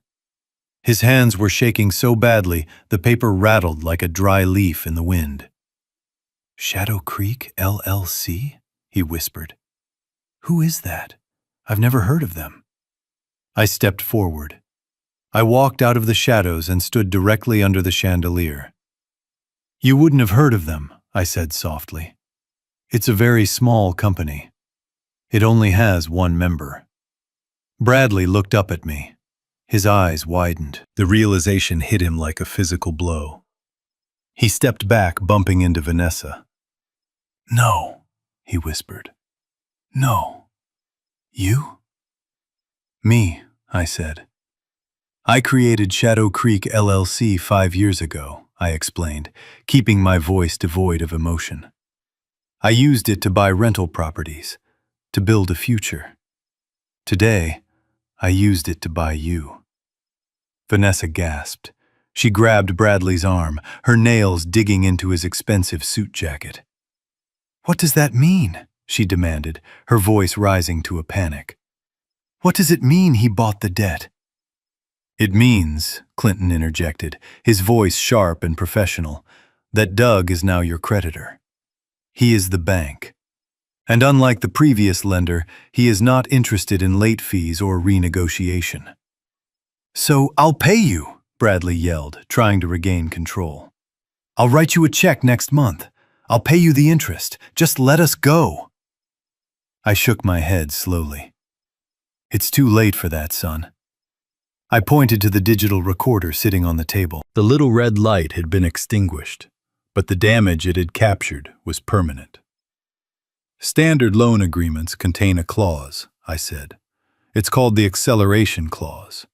It states that if the lender has reasonable cause to believe the borrower's financial condition is unstable, or if the borrower engages in illegal activity that jeopardizes their ability to repay, the lender can demand the full balance immediately." I picked up the recorder. "You just confessed to a felony," I said. "You confessed to forging a check because you were broke. You confessed to owing $30,000 to a boat rental agency. You confessed to gambling addiction." I looked him dead in the eye. "That makes you a high-risk borrower, Bradley. And as your lender, I am calling the note due." Bradley looked at Clinton. Is that legal?" Clinton nodded. "It is entirely legal. Shadow Creek LLC is exercising its right to protect its investment. You admitted to fraud. That voids the grace period." I stepped closer to my son. I was close enough to smell the sour scent of fear on him. "You owe the principal balance of $420,000, I said, plus interest, plus penalties." I held out my hand. "Pay me," I said. Bradley stared at my hand. He looked like he was going to vomit. "Dad, I don't have $400,000. You know I don't." "I know," I said.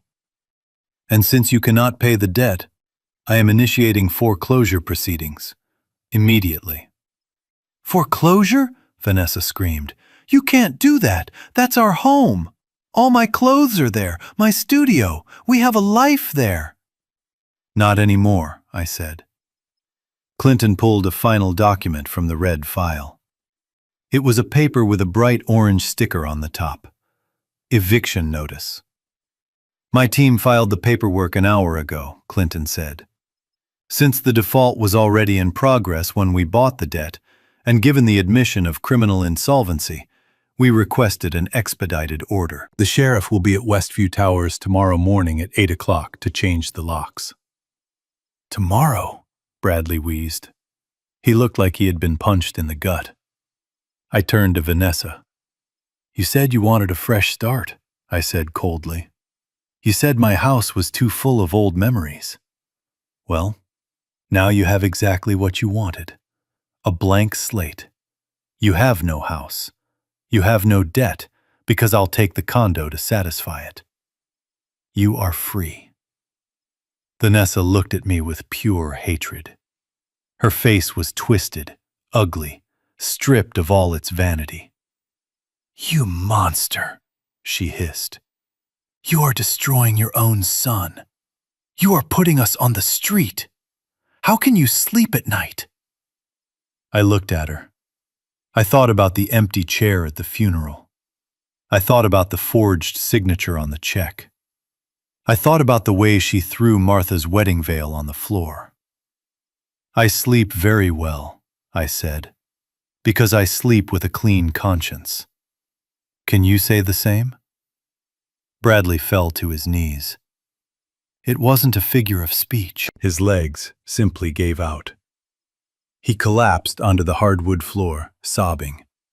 He reached out and grabbed the hem of my pants. "Dad, please," he cried. "Please don't do this. I'm sorry. I'm so sorry. I'll leave, Vanessa. I'll do whatever you want. Just don't take the apartment.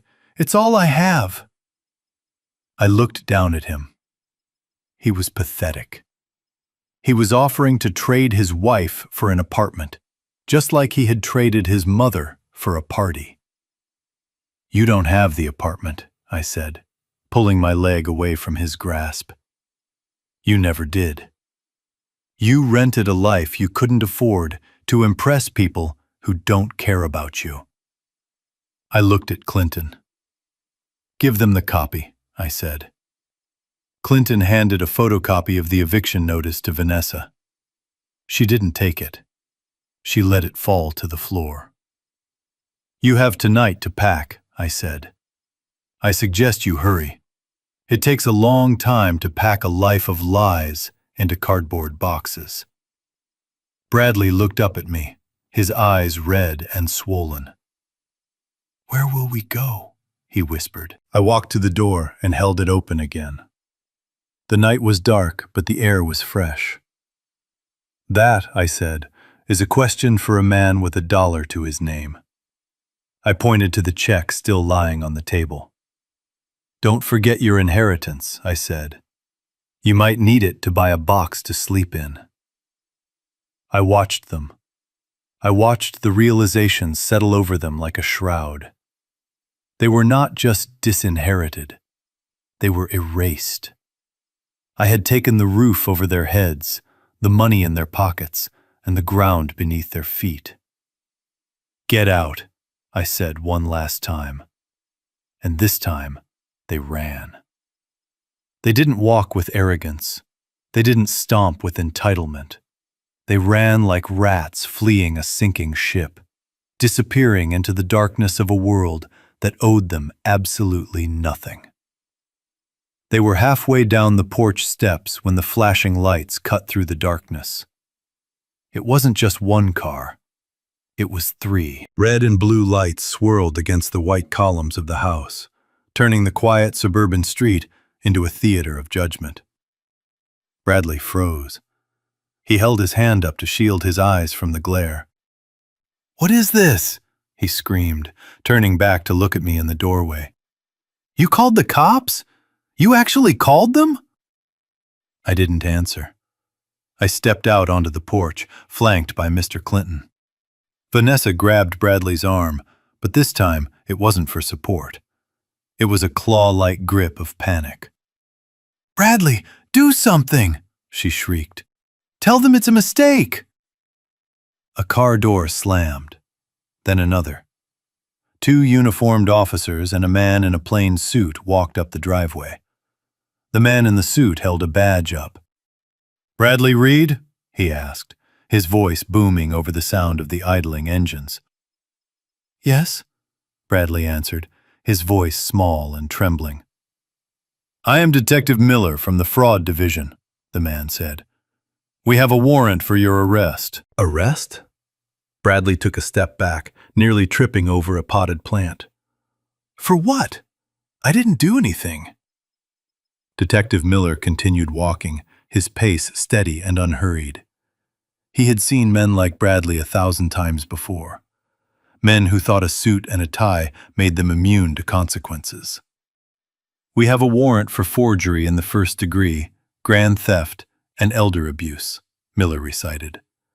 We have video evidence from First National Bank, and we have a sworn affidavit from the trustee of the Reed Family Trust regarding the theft of $50,000. Bradley looked at me. His eyes were wide, filled with a betrayal that was entirely self-inflicted. Dad, he pleaded. Dad, tell them. It was a loan. You said we could work it out. I looked down at him from the top of the stairs. I never said that, I replied calmly. I said you had a minute to leave. You wasted it arguing. Detective Miller reached Bradley. He pulled a pair of handcuffs from his belt. The metal clicked ominously. Turn around and place your hands behind your back, Miller ordered. Bradley didn't move. He looked at Vanessa. Ness, call Stone. Call someone. Tell them I'm innocent. And then, the final rat jumped from the sinking ship. Vanessa took a step away from him. She held her hands up in a gesture of surrender, creating physical distance between herself and her husband. I didn't do it, she said loudly, looking directly at the detective. It was him. It was all him. Bradley's head snapped toward her.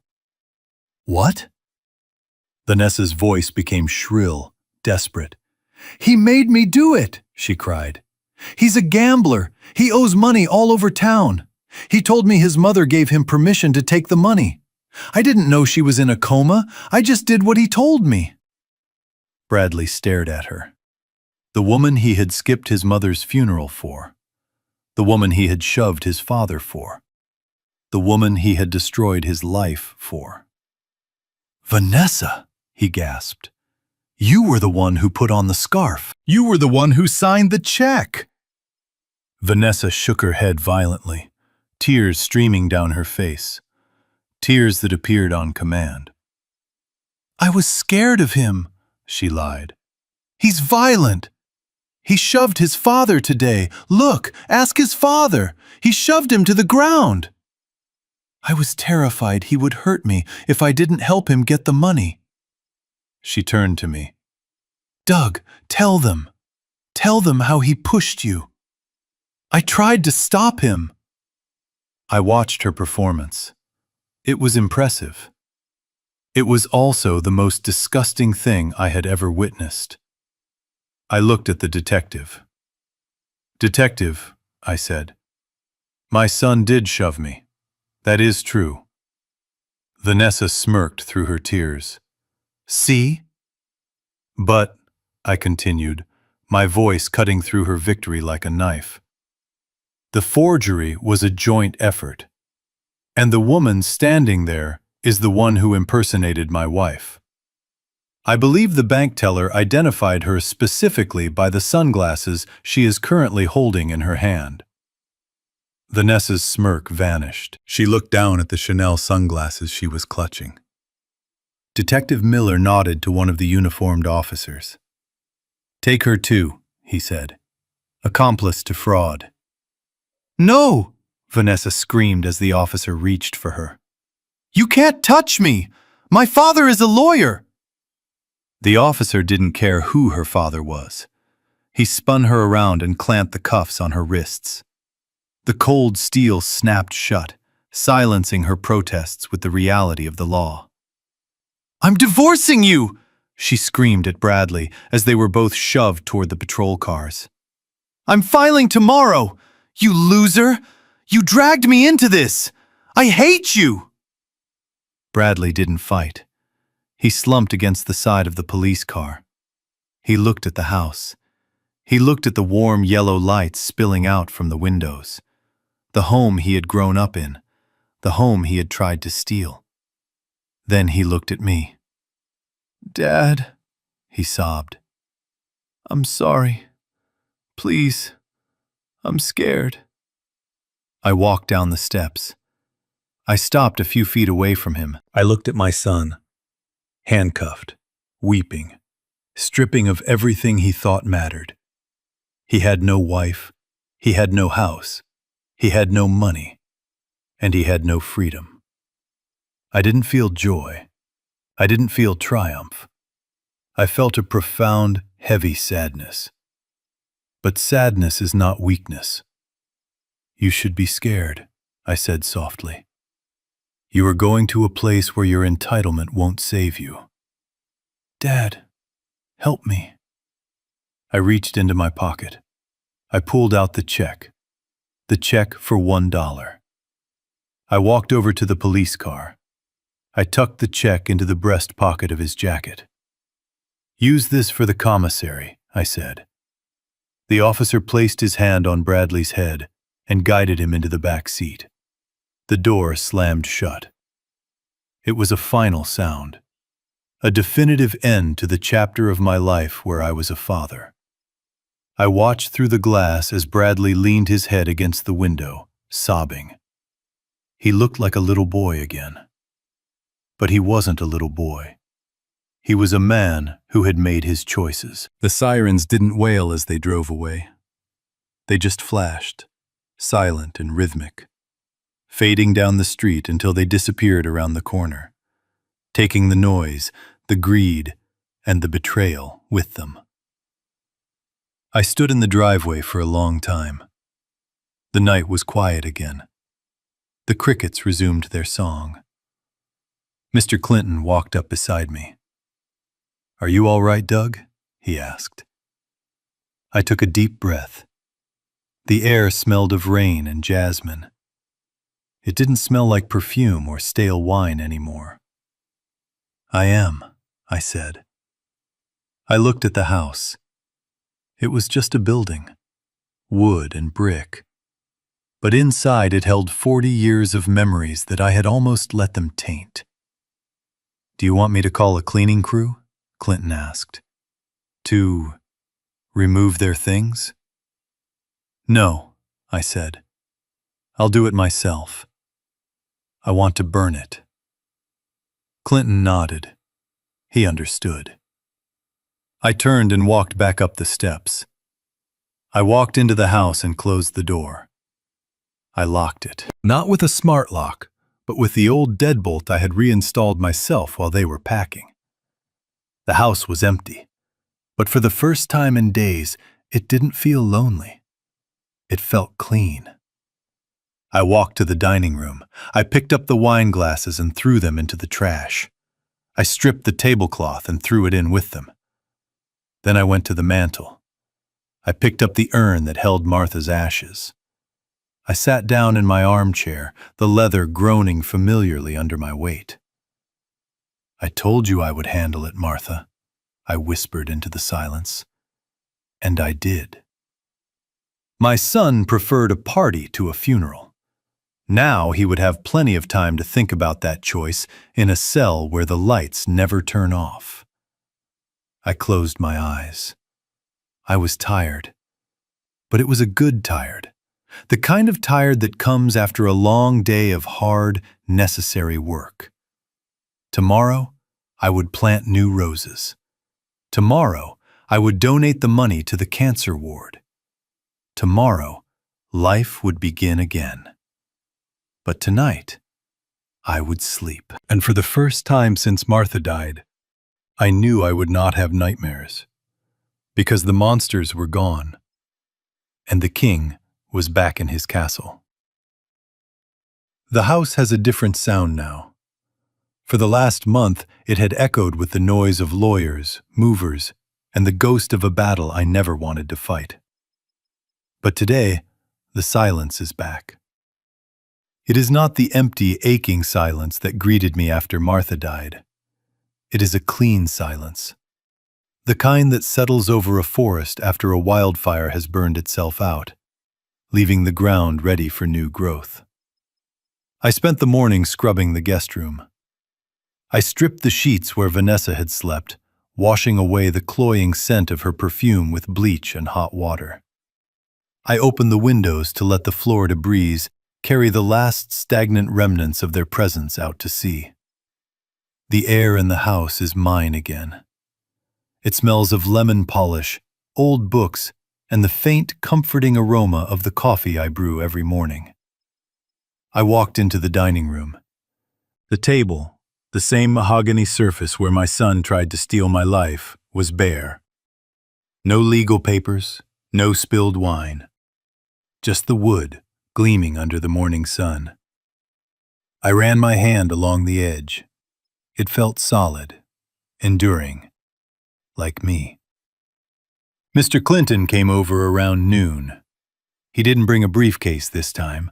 He brought a check, a real one. "It's done, Doug," he said, handing me the envelope. "The foreclosure on the condo is finalized. We sold it at auction yesterday. After paying off the lien your LLC held and the legal fees, this is the surplus." I opened the envelope. It was a check for $80,000. It was all that was left of Bradley's high-flying life. His equity, his dreams, his pretenses, all reduced to a piece of paper that weighed nothing in my hand. I didn't look at it for long. I didn't want it. That money was tainted. It was money earned through gambling, through debt, through the neglect of everything that actually mattered. "Take it back," I said, handing the envelope to Clinton. Clinton looked surprised. "Doug, this is yours. You bought the debt. This is your profit." I shook my head. "No. I don't want profit from my son's failure. I want purpose. I walked over to the desk where I kept Martha's photo. She was smiling in the picture, wearing a sun hat, her hands covered in garden soil. Deposit it into the Martha Reed Memorial Fund, I said. Give it to the cancer ward at St. Jude's. Tell them to buy new chairs for the chemotherapy room. The comfortable ones. The ones Martha wished she had. Clinton smiled. He took the check back and placed it in his pocket. She would like that, Doug. He paused, his hand lingering on his jacket pocket. There is one more thing, he said. He pulled out a letter. The envelope was plain white, stamped with the stark black ink of the county correctional facility. The handwriting on the front was jagged, desperate. To Dad. I stared at it. It arrived at my office this morning, Clinton said softly. He's in the holding block, awaiting trial. He's asking for bail money, Doug. He says he can't handle it in there. I took the letter. I felt the texture of the cheap paper. I imagined Bradley sitting on a metal cot, writing this. I imagined him crying. I imagined him promising to change, promising to be the son I always wanted, promising anything to get out of the consequences of his actions. I held the letter for a long moment. A part of me, the part that remembered teaching him to tie his shoes, the part that remembered his first day of school, wanted to open it, wanted to read the words, "I'm sorry." But then I remembered the yacht. I remembered the forged signature. I remembered the shove. Words are easy, I said to the empty room. Actions are what define a man. I didn't open the envelope. I walked to the fireplace. I struck a match. The flame flared up, bright and sudden.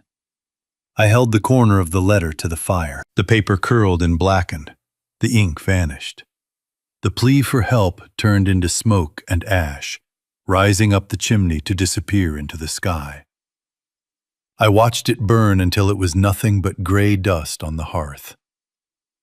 "I'm sorry too, son," I whispered. "I'm sorry I didn't teach you sooner that the check comes due for everyone." Clinton watched me.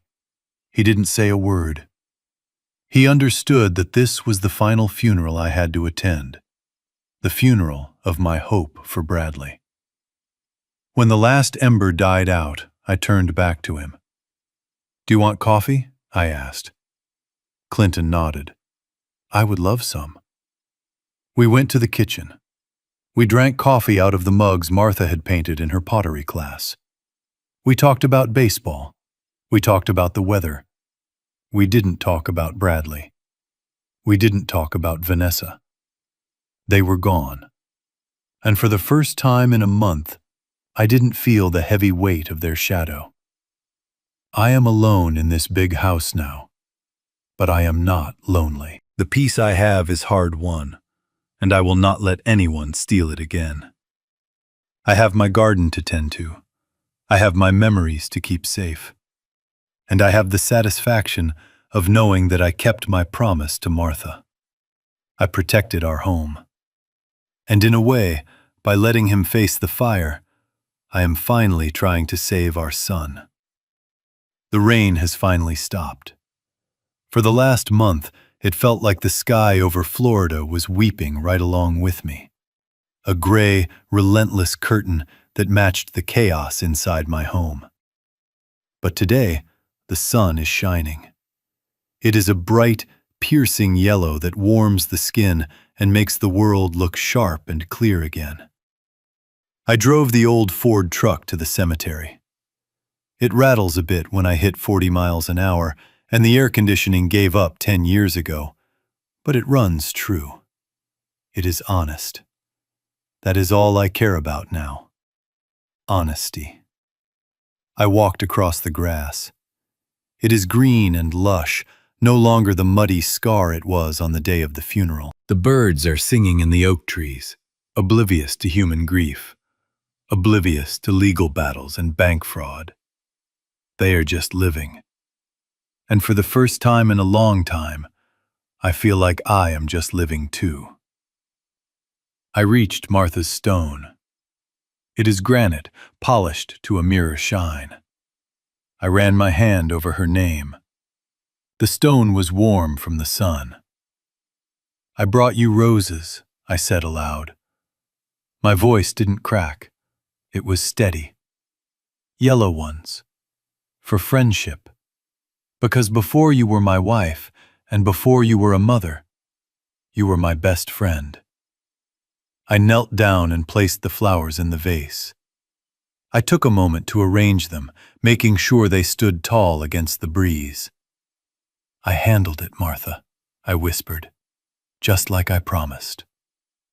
I sat there for a long time, just watching the shadows of the leaves dance across her name.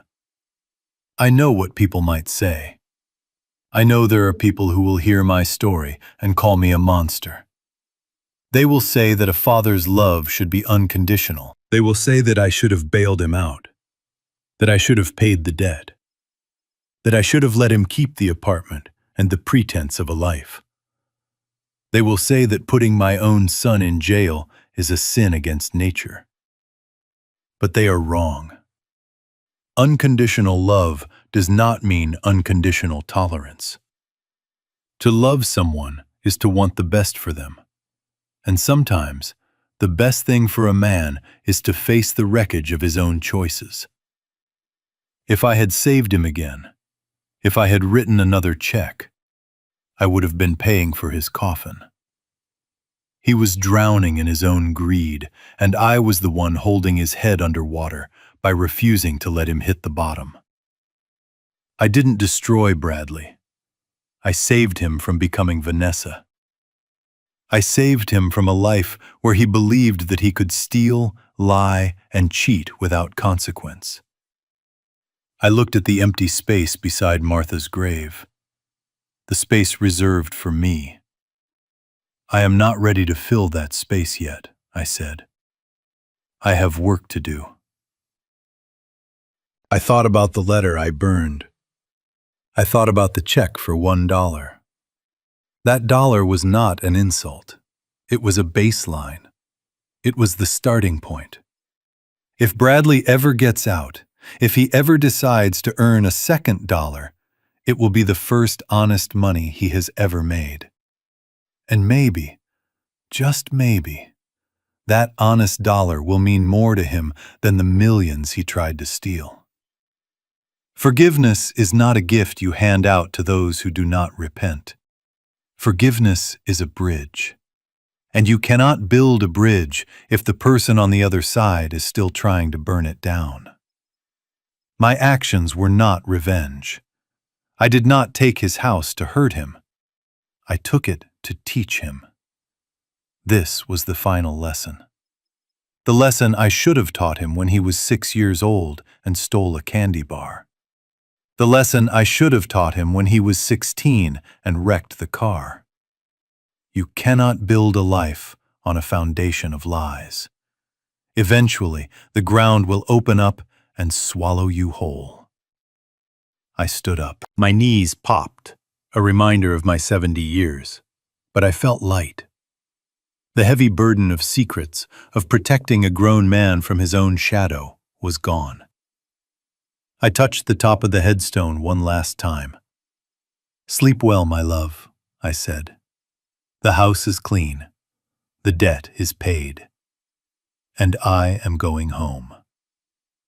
I walked back to the truck. The sun was high in the sky now, illuminating the path forward. I don't know what tomorrow will bring. Maybe loneliness. Maybe peace. But whatever it is, it will be the truth. And the truth is the only thing worth dying for, and the only thing worth living for. This has been the story of how I lost a son, but found my dignity. I hope it serves as a warning to those who take family for granted, and a comfort to those who have had to make hard choices to protect their own souls. So I ask you now, did I go too far? Was I too harsh on a son who was grieving in his own twisted way? Or did I do the only thing a father could do to save his child's soul? Let me know in the comments below. I read every single one. If you believe in justice, hit that like button and subscribe for more stories from the shadows. Until next time, remember, respect is earned, loyalty is returned, and sometimes the hardest thing to do is the right thing.